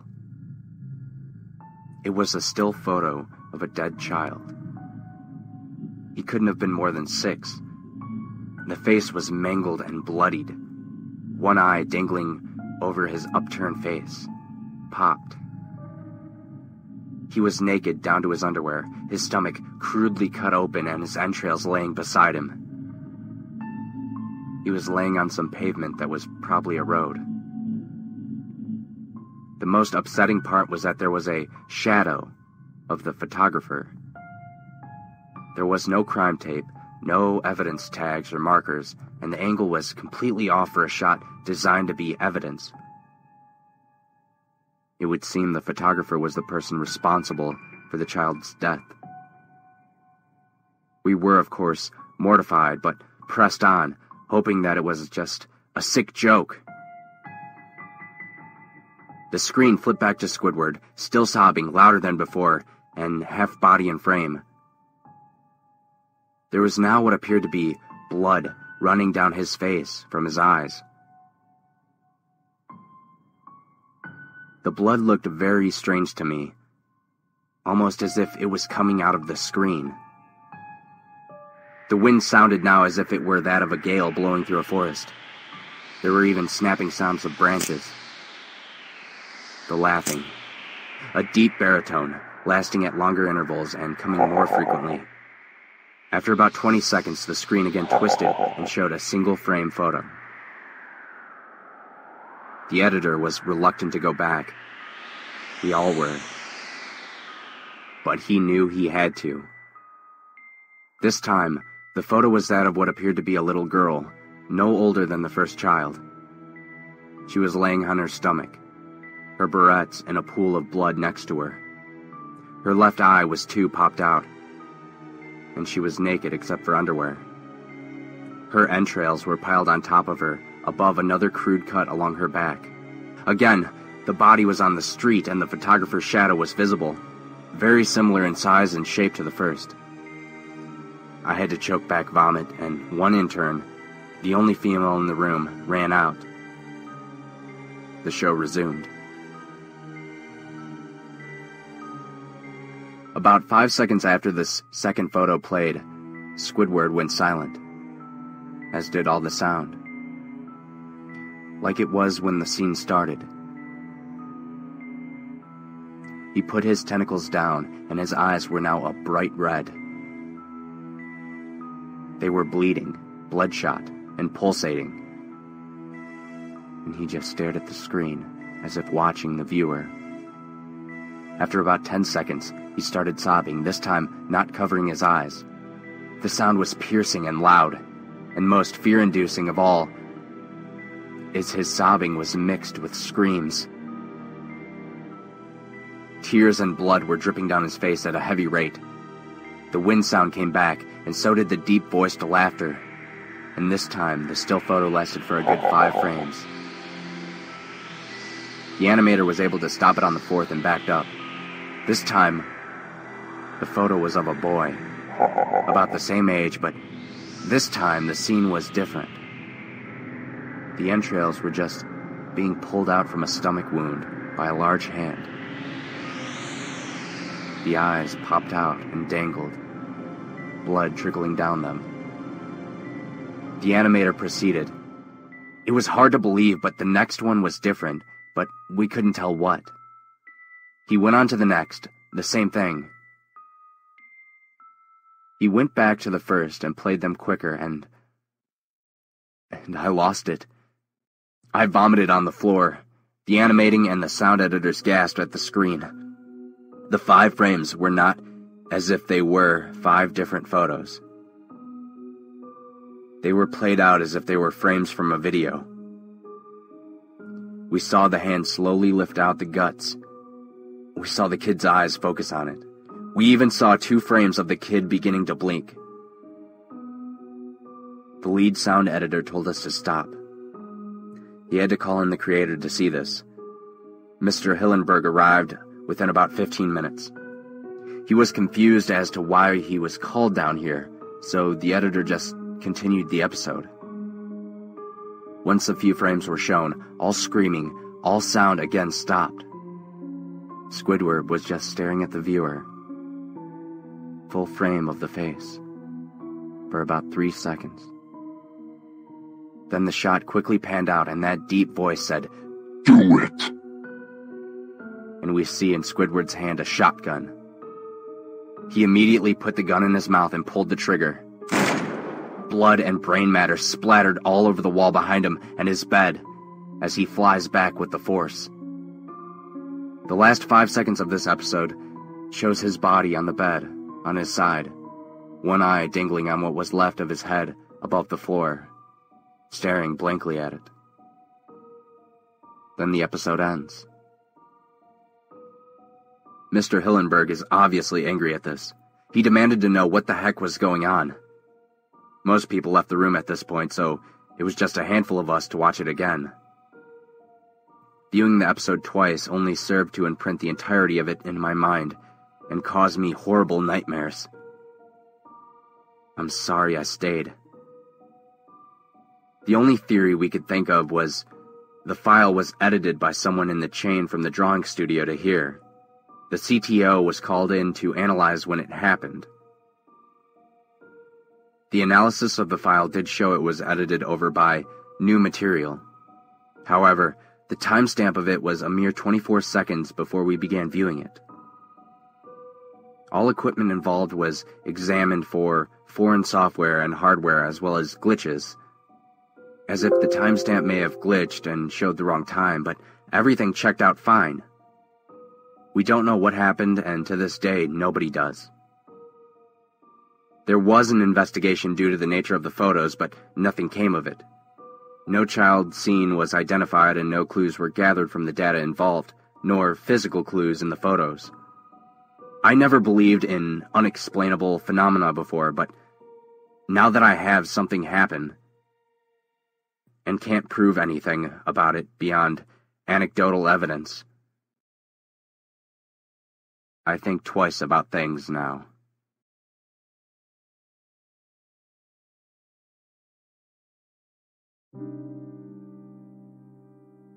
I was always afraid of the lunch lady when I was a kid. I don't know why.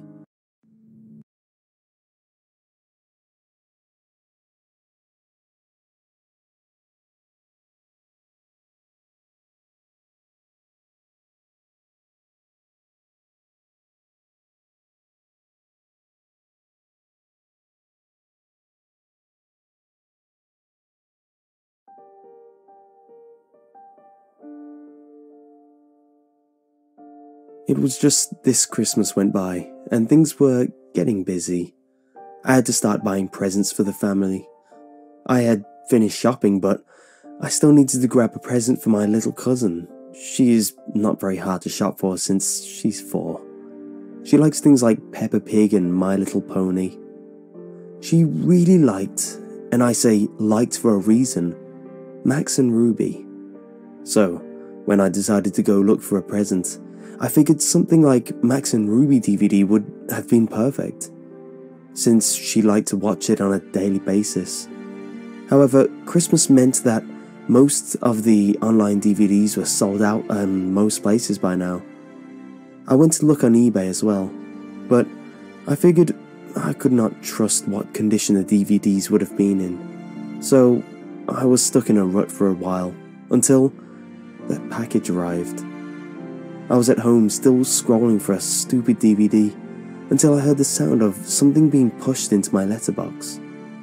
I caught a hold of it before my dog did, and looked at the package. It seemed to be wrapped fairly badly, with what looked like grease marks and stains on it. Naturally, like anyone would, I decided to open the package.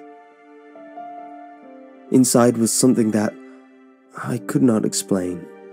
It was a Max and Ruby DVD, but I had not seen one like it online. It was like some kid had drawn on the front cover with marker. The title was just Max and Ruby, with what looked like a poorly drawn illustration of Max and Ruby on the front. There were no names or anything, but on the back it had a list of 4 episodes, all with blunt titles. Episode 1, Episode 2, Episode 3, Episode 4. I gave the DVD a watch over, and to my surprise, the episodes were perfect quality and seemed to have no flaws. It was as if it was a real DVD, just with a homemade cover. The only thing I thought was odd was the episode selection screen. The episodes had names, but they were all called Max and Ruby 1, with the number being changed as it went down the list. The actual selection screen was just plain white with black text with the episode list and nothing else. After giving it much thought, I decided to change the cover to something a little nicer by printing out a DVD cover that I had found on Google and tracked down the names of the episodes so they were labelled right. I left the episode list screen alone because I figured it was self-explanatory. Christmas went by and things were fine. I gave my little cousin a DVD and she was happy with it all through Christmas. But that was only because she had not watched it yet. On Boxing Day, the family had gone out for a meal and left me to babysit my cousin. I was not too bothered about being left at home. I figured now was a good time to put the DVD on for her. I had put the DVD in and let it play, while I was in the kitchen eating my dinner. From what I could hear, she had watched episodes 1 to 3 so far, and I was about to finish off my noodles when I heard my cousin screaming from the other room. Dropping everything, I had ran into the living room and saw my cousin curled up on the floor screaming. I had looked up at the TV and I had felt my heart in my throat. What I caught a glimpse of was the most disturbing thing I had ever seen. It was what appeared to be a frame of Max and Ruby standing next to each other in complete darkness. But what made it so horrible was their lack of faces. They had lost their noses and mouths, and their eyes were replaced with big, hollow holes. The colours were disgusting, blood red, and there was a faint static in the background. The sound was replaced with what sounded like Max and Ruby theme playing backwards with a faint sound of static in the mix of it all. It had to be the most disturbing thing I had ever seen, and it must have been on screen for at least 20 seconds before the screen went black and the DVD turned off, which alone was weird because DVDs do not usually turn off by themselves. I was able to calm my cousin down, telling her it was not real and she had just had a nightmare as she fallen asleep in front of the DVD. However, I knew in my mind it was completely real.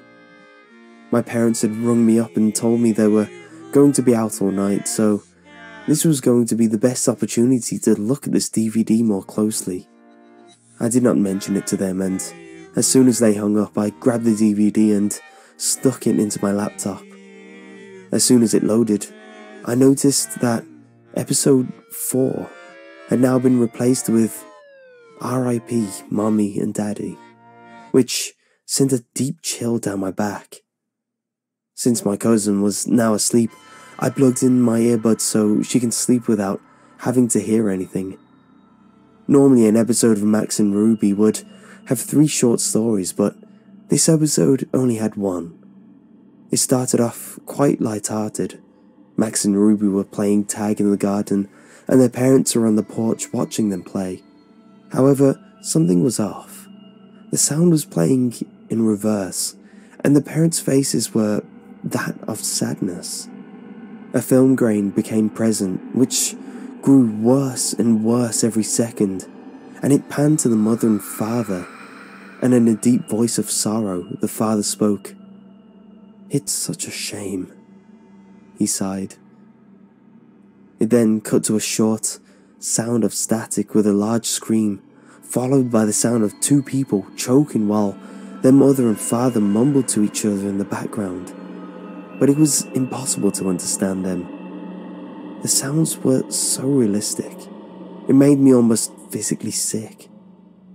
The screen cut to white for a split second, then the scene transited over to Max and Ruby, standing in front of what looked like a gravestone labelled R.I.P. Mommy and Daddy. The 2 of them had no faces. At this point, there was no sound apart from faint static. The scene remained on screen for about a minute and a half before it cut away into black. It then changed scene again, now showing Max and Ruby sitting in Ruby's room while undecipherable whispering became apparent and grew louder over time. Both of them were sobbing uncontrollably while transparent clips of a murder playing in reverse flashed on the screen. The father pulled a knife out of his neck, picked up a bloody axe and hacked away at the corpse of the mother before she came back to life, and he walked up the stairs. By this point, the whispering became louder, and more of the whispering voices started to disappear, and the very second it came down to one voice. It was a very angry woman's voice who screamed, "Burn in hell." I was absolutely terrified. The scene had changed to the most disgusting yet saddest thing I've ever witnessed. It showed Max sitting in his room. He was standing on a chair with a noose hanging from the ceiling. He had brought it around his neck. The scene faded to black and the static got louder. Almost instantly, it then cut to Ruby walking in on her brother. She let out a gut-twisting scream. The camera panned on her face as the sound of the chair being kicked and the same choking from before began to play. The picture of Ruby's face stayed on the screen for a good 5 minutes.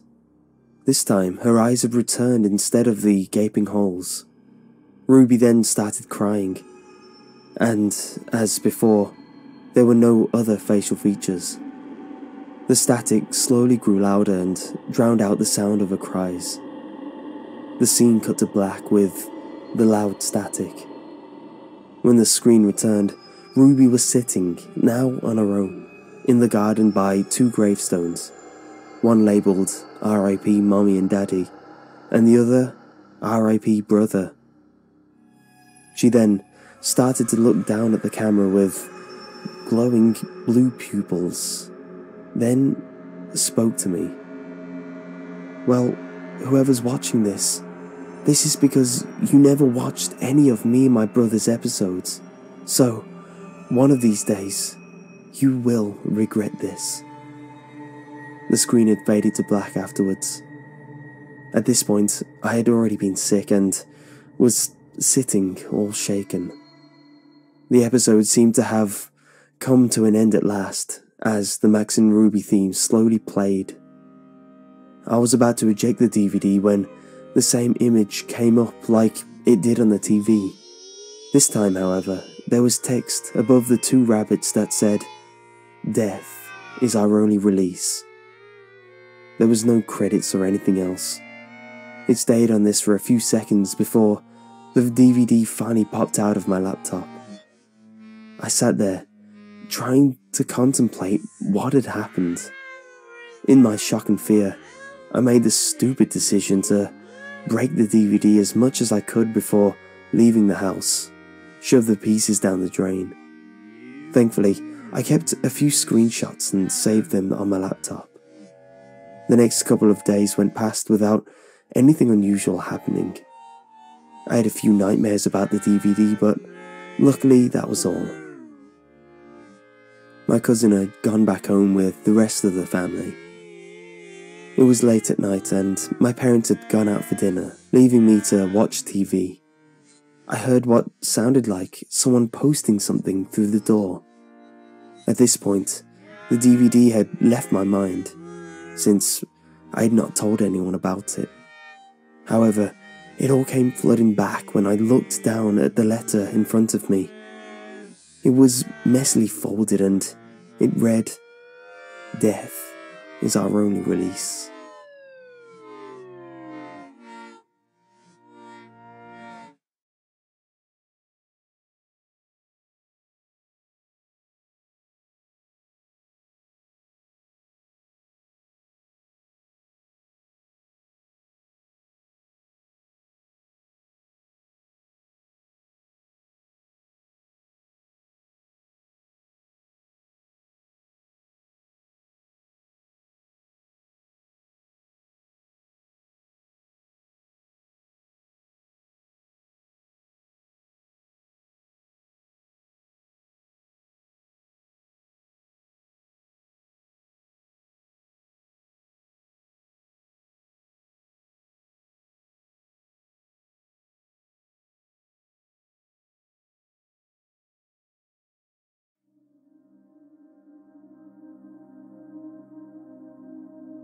Have you ever watched Scooby-Doo? I mean, really watched it.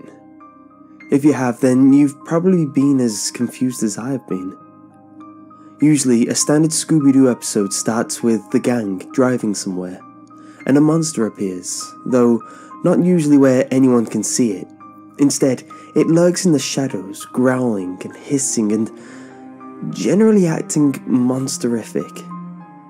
And this is the first stumbling block we have to logic in the Scooby-Doo universe. Why exactly would anyone do this? Oh sure, if they were actually monsters it would make sense, but these aren't monsters. These are people in monster costumes. Yet, here they are, prowling around in the dark, acting like monsters when there's no one around to see them. Certainly, it's possible that one or two are method actors and really into their role, but that just can't be true for all of them. And speaking of staying in character, the monsters, or rather people in monster costumes, rarely, if ever, break character. The Mystery Gang never stumbles upon the monster acting remotely like the person underneath the mask. And even when Scooby-Doo and Shaggy pull their "let's pretend we're barbers" shtick, the monsters go along with the act for at least a little while before realizing, hey, I'm supposed to be a monster. But even when the monster is being tricked, he doesn't act like a human, which he is.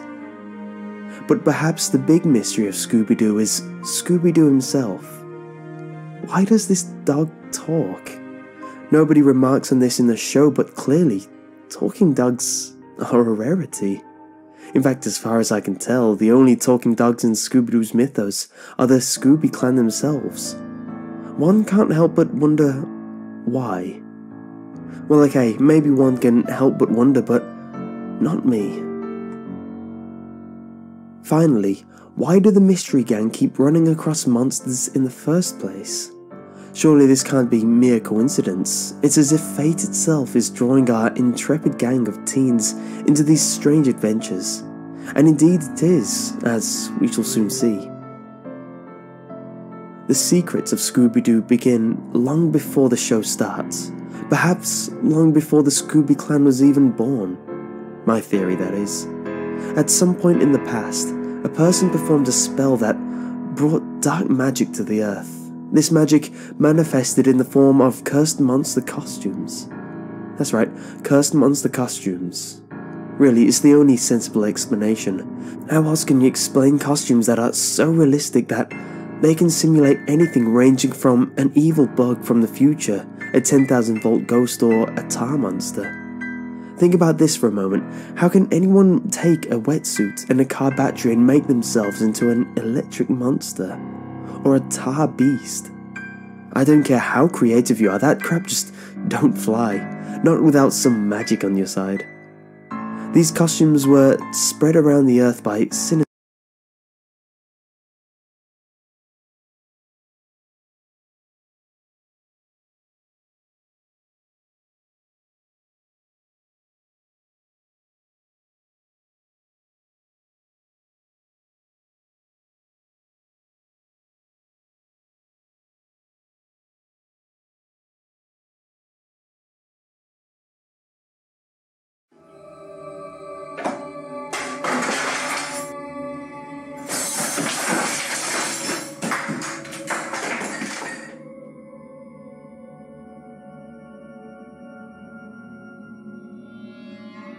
I'm 27 years old, living with my brother James in a house we share. Never had anything severely strange or abnormal happen to me in my life, but there was this one week that I experienced this strange series of events. It started on what I thought would be a normal night like any other.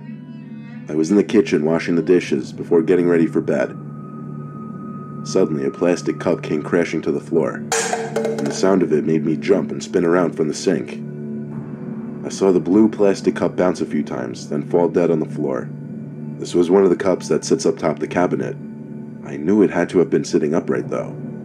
I had no idea what kind of force could have knocked it off the cabinet. It made no logical sense. I picked it up and put it back on the cabinet. That wasn't the last strange event that night, though. While in bed with the blinds shut, there was suddenly a strange, very faint glow in my room. It came through the blinds. I flipped over onto my side and tried to peek under the crack at the bottom of the blinds, but I couldn't see anything. Honestly, as weird as it was, I was so comfortable in bed and was too lazy to go lift the blinds. I dismissed the light as something like a street light having a new bulb or something.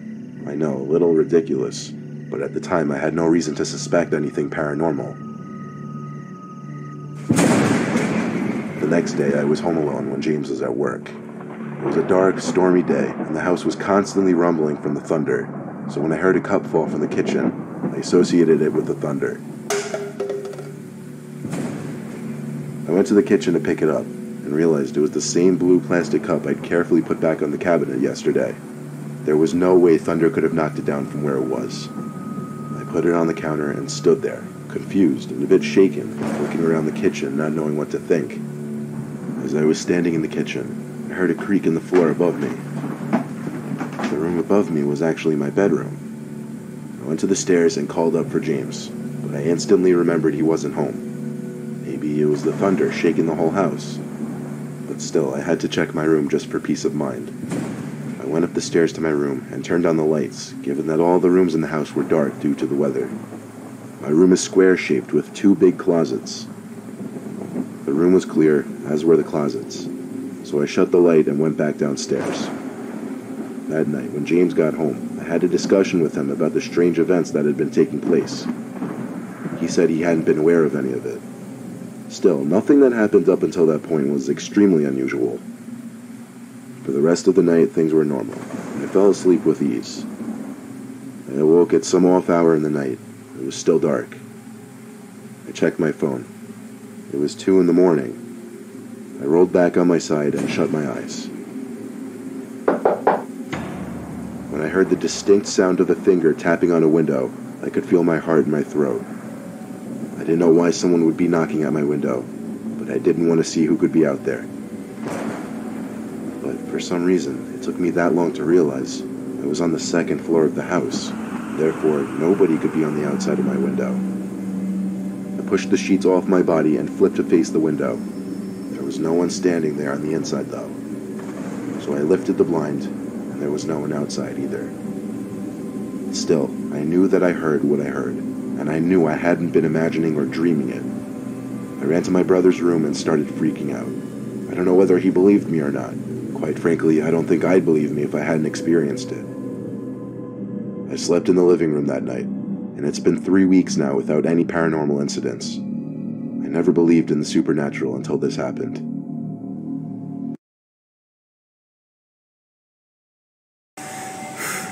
Freedom has nothing to do with time.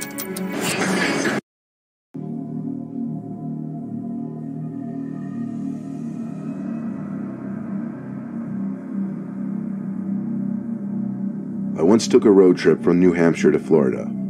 I had to stop at a hotel to sleep overnight when I was about halfway there. It was some old, somewhat dilapidated hotel that rested off the highway on a quiet road. There were like 2 cars in the parking lot, so there were definitely not a lot of guests. The lady at the front desk was very robotic and seemed bored with her job. She seemed to fit the atmosphere of the hotel perfectly. The lobby was full of tacky chairs and tables you'd expect to find put out on the curb. The wallpapers were all dated and equally tacky. Didn't matter though, I wasn't staying there for the luxury, just for the night and for the convenience. It was late when I checked in, so when I got in the room, all I did was take out my toothbrush and brush my teeth before jumping into the hotel bed.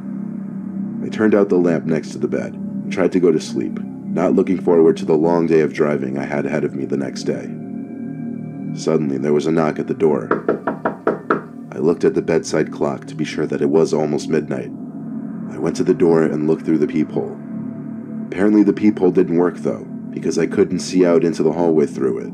All I saw was black. I looked down at the crack under the door, but didn't see any outlines of feet blocking the light, so I opened the door just a little bit to peek into the hallway. When I didn't see anyone standing in front of the door, I opened it fully and then peeked down both sides of the hallway. It was clear. So I had to suddenly question if someone in this relatively vacant hotel was pranking me. I shut the door, locked it with the bolt this time, and went to lay back down in the bed. But then it happened again, a knock at the door. This time I jumped out of the bed, ran to the door, and checked the peephole again. Shockingly, all I saw was the empty hallway outside. But it hit me. This time I could actually see through the peephole. I unbolted the door and opened it. No one. I looked down both sides of the hallway again, and there was no one. This was where I drew the line. I grabbed the key to the room and went to the lady at the front desk.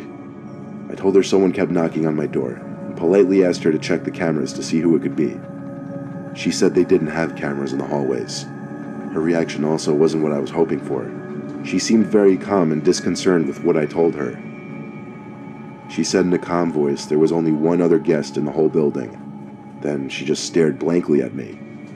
I'm not sure how she thought her response properly acknowledged my concern, or what she expected me to say, but I could tell she wouldn't be of any help with the matter, so I left her and went back to my room. I locked the door with a bolt again. This time I put on my headphones and put on one of those 10-hour sleep relaxation videos on YouTube.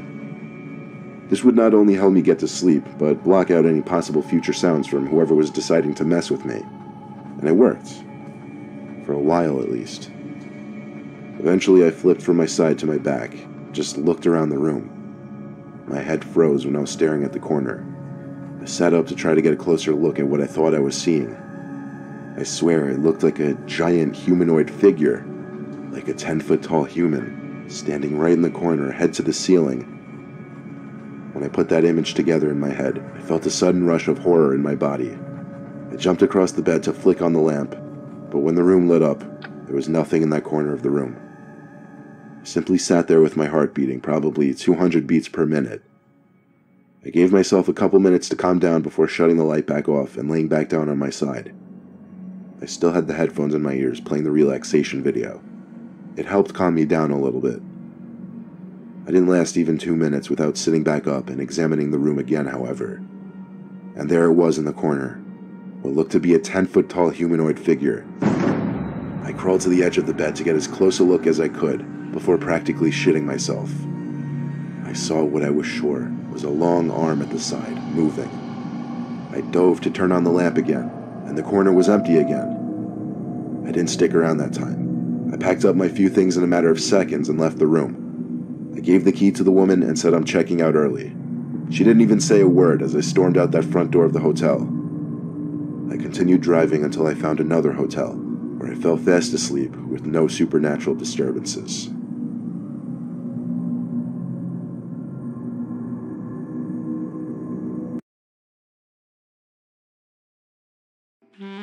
Does this make you want a Reese's?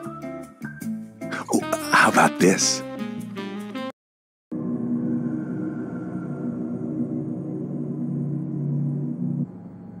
As a kid, I had a bedroom on the first floor. Money was a little tight, and our mom was taking care of 4 kids. I was the youngest, so I had the little room. My room was next to the living room, a small square room with wood flooring. There were 2 big vents in the floor in this room in 2 opposite corners, and also 2 vents in the ceiling. My bed took up half the room. Like I said, it was a very small room. I'll keep it short and straight to the point. I was 13 years old doing my homework on my bed since I didn't have a desk in my room when I heard a child's laughter. I went outside my room to look around the living room and kitchen for any of my siblings. Everyone seemed to be upstairs, though. Usually in these kinds of stories, you hear people say they just chalk these kinds of things up to their imagination. But that's stupid. I definitely heard that laughter. There's no way I imagined something so clear. I continued my homework, but with one ear perked up listening for any other suspicious sounds. Eventually enough time passed that I was able to move past it. In fact, it seems it was just about when I was able to get over it that I heard it again. A child's laughter. Or more so, giggling, I should say. This time it went on longer. It wasn't coming from outside my room. It was somewhere in the room. I figured one of my brothers were hiding from me. I followed the sound of the laughter, strangely to the corner of my room. Then I looked down at the vent on the floor. It was coming from inside the vent. I got down on my knees and pressed my ear up to the vent. There was no more giggling at this point, though.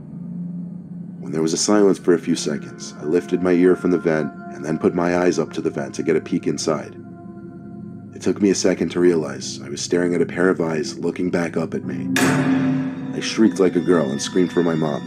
She came storming into my room moments later, but of course the noises were gone, as were the eyes. My mom thought I was going crazy due to a lack of sleep, but I refused to sleep in that room, so she let me sleep in her room that night. That went on for a week, actually, before she put her foot down. I spent the next 4 years in that same bedroom before we moved, and nothing paranormal ever happened to me since that one particular night.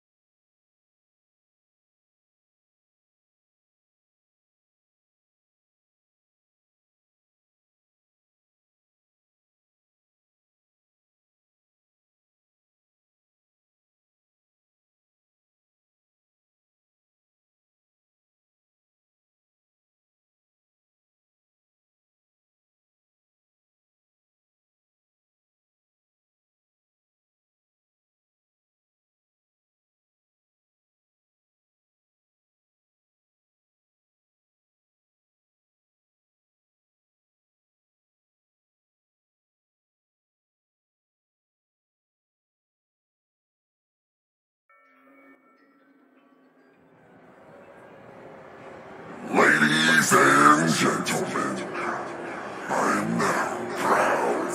introduce to you the only in this moment.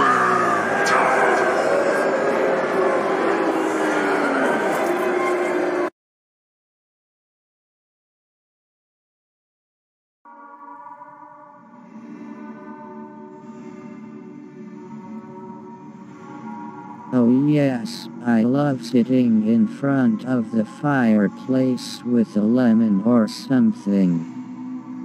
Nothing could possibly ruin this moment.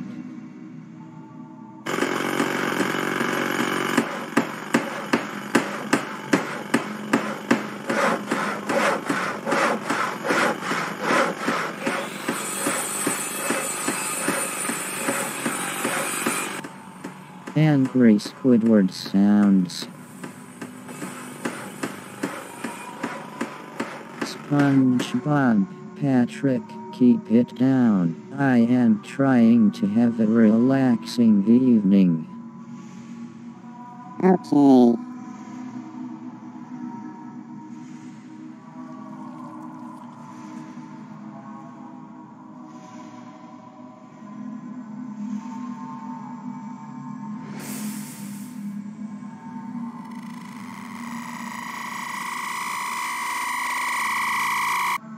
Snowball. Snowball. Snowball. Snowball. SpongeBob, Patrick, what are you doing?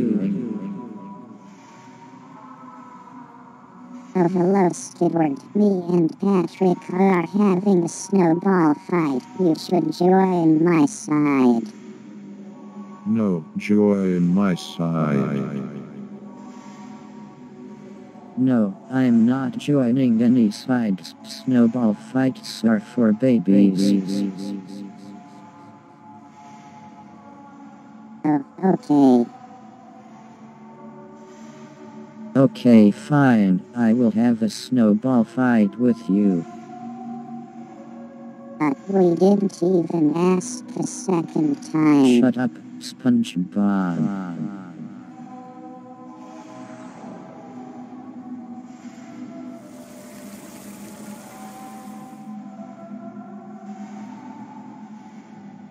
Snowball, snowball.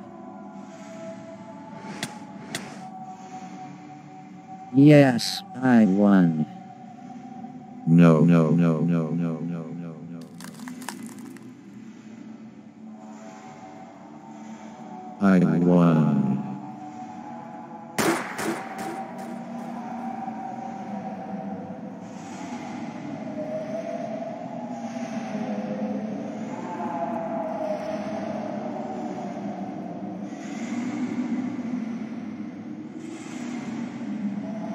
Santiago.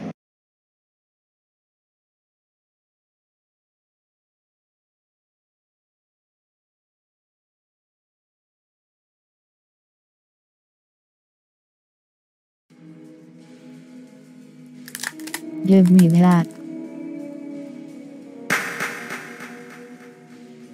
Hey, get your hands off my ugly son. He had that Santiago body pillow first.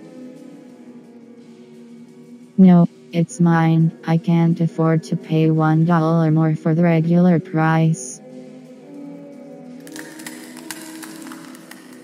No, these body pillows all belong to me, the ghost from Insidious.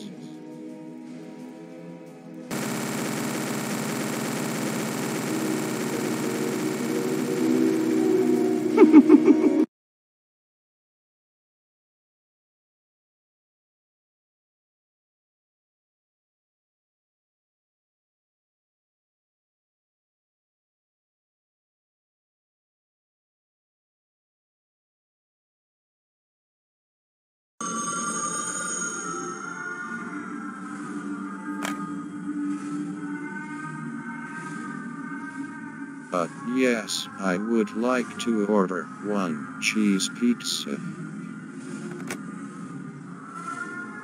SpongeBob Squidward, deliver this pizza. But we don't serve pizza. Yes, we do. Really? Yeah. Wow. Yeah. Deliver this pizza.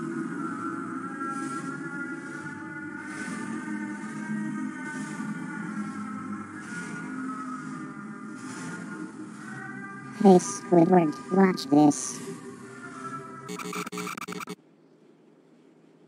What? Where are we? SpongeBob, what did you do? I don't know. Well, now we're lost. Wait, Squidward, look. It's a rock. It's a rock. It's a rock. It's a rock. So what? We're saved. How is the rock going to save us? Oh, ow, ow, ow, ooh, ooh, ow, ooh, ow, ow, ooh, ow, ow, ooh, ow, ow, ow, ow.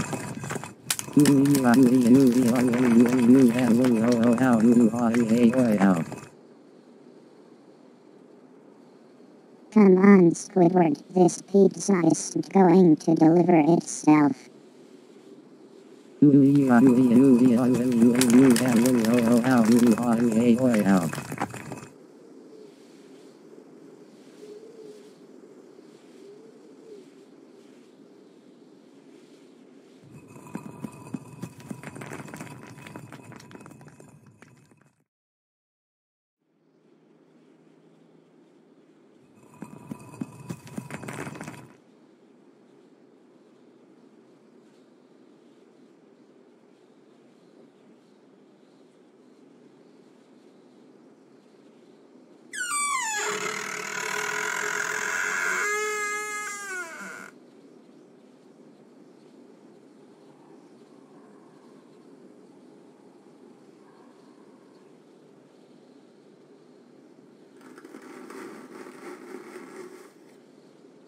Are those bones on my pizza? I don't know. Why are there bones on my pizza? I don't know. If you didn't want bones on your pizza, then you should have asked for a boneless pizza.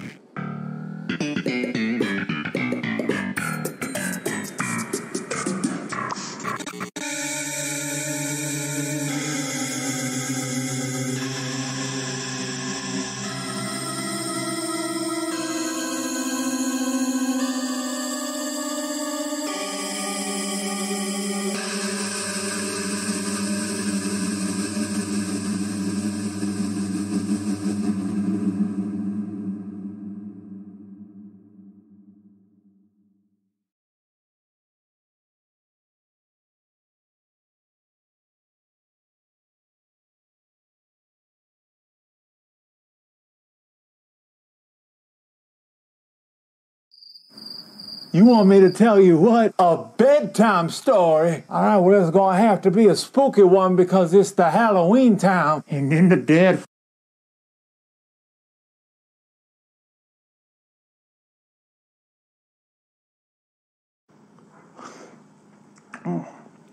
What the fuck is all of this? Man, you know the oldest one keep decorating me when I'm asleep. I don't want no damn flowers. Cause I'm allergic. You want me to pass? God damn it, boy, why you gotta play with the dog's asshole? You got an iPhone. No, it's the youngest one this time. He keep playing with that dog asshole. We're leaving in 5 minutes. Put your shoes on. Oh, look who's getting slick out the mouth. You just lost Werther's privileges after dinner. Last week I got mugged by a goddamn ballerina. She tried to make me pass away. Then the bitch spun away. Look at that, the logo is what? An asshole. That's too tight for me. Look at this, they're serving human food to dogs. Oh, this might be Supreme on the tortilla. Pull up your pants, boy, this isn't Red Lobster. I don't want this anymore. Put that candy back, I'm not buying you all that mess. Oh, Try me, bitch. All these trees stealing my oxygen. I need a pharmacist. I lost my heart many Valentine's ago. Stop trying to give me damn flowers. You know I'm allergic. You want me to see Jesus? I just loaded my pamper. I need to find that pharmacist. These damn flowers. You could stick these flowers you know where. Asshole.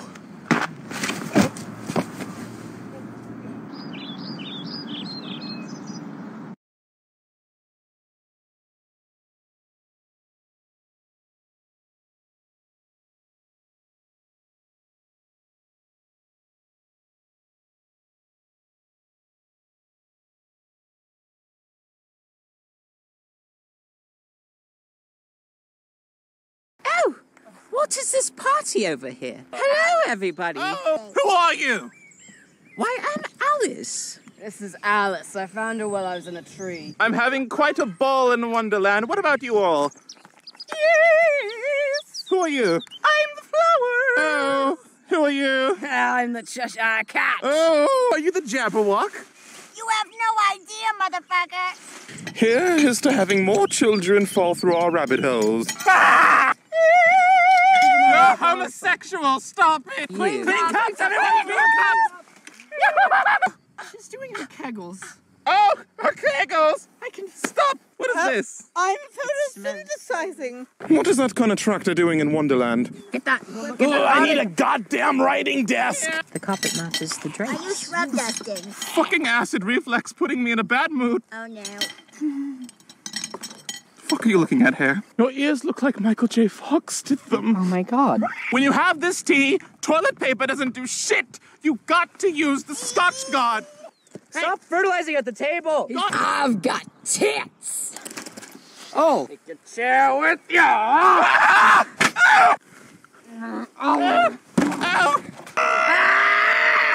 Sexual. Oh, what are you? Oh. Hello? Hello? Who the fuck let him down the rabbit hole? I'm gonna shit on your dreams. Are you okay? Flowers? Are you... Ah! I think the flower's possessed. Wait!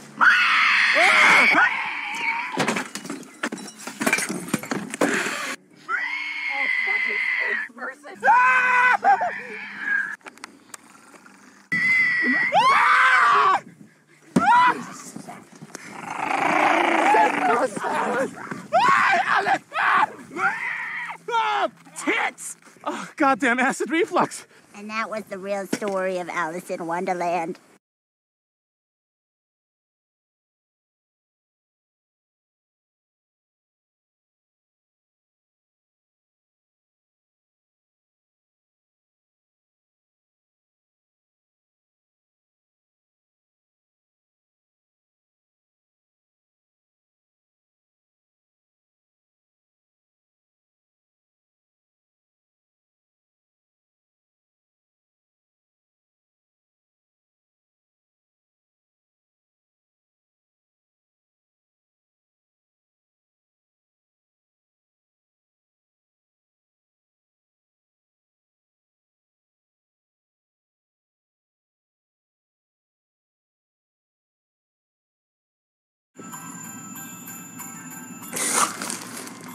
Fuck! I've been jingle-jangled. My goddamn grandkids keep playing holiday prank on me. Give me back my colostomy bag. Grandpa gonna have a Black Friday blowout. Merry Christmas, sir. Get fucked, fatty. You want to get your shit pushed in? My least favorite is Samantha, the oldest one. She is why I'm pro-choice. Go get Grandpa more eggnog and get your homework done. You had it coming. You had it coming, asshole. God damn it, get your homework. Fuck! All I got for Christmas was a gun and some Skittles. My grandson's flashlight broken again. Claretta, I found the coffee mate. I got so many demons. Bullshit! You think you slick, Samantha? Your friends only know you as a hole haver. Merry Christmas, sir. Oh, a goddamn retard. Goddamn dementia. Where the hell am I? Oh, I've done strayed too far from home this time. I could hike all the way back home with these shit knees. Or I could be a man and face the angry 14 women waiting for me at the pearly gates. and that one very confused boy. Don't do that! You'll just wind back up in the real world and you've wasted a bullet! Oh, I got some spooky-ass demons. She doesn't look so well. Have you Try giving him some morphine. He had 12 milliliters in his system when we found him. This soda can looks nothing like Alice. Of course it's Alice. I just gave her the wrong pills. What do you mean you gave him the wrong pills? My bad, girl. Girl, on behalf of Wonderland, I'd like to humbly welcome you. Who else want to see Jesus? You know, Daddy, you and I could have a lot of Fun together. And nobody needs to know about this. Know about what? Take it! Do what you want, Alice. No, bitch. Clear! Wait, what? Oh, this needs to happen less frequently. Hello, Alice. Welcome back!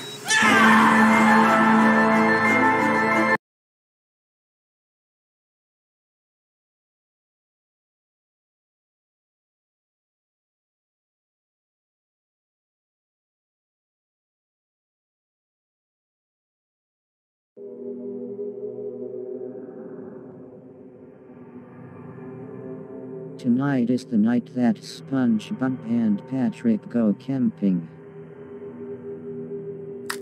Now I will be able to get my beauty sleep.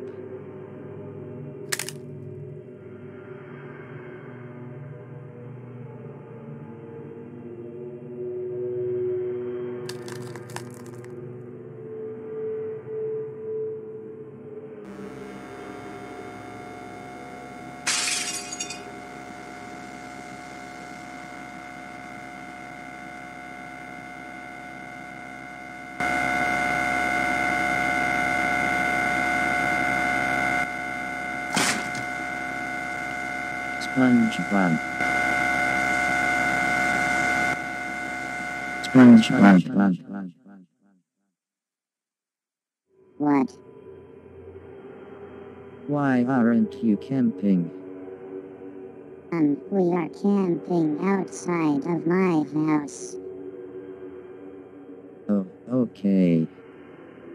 Have fun inside.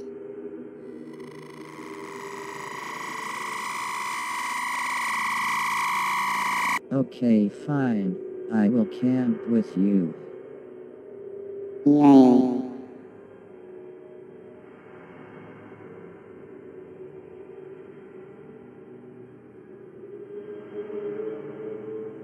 Let's sing this one. No.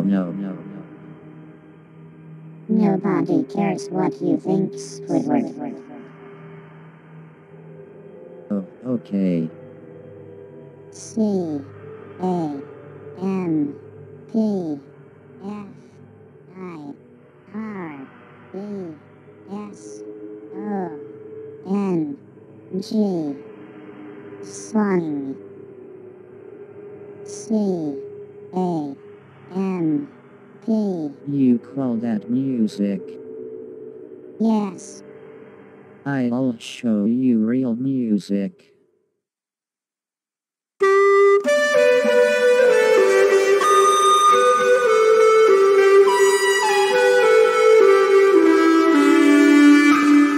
Squidward.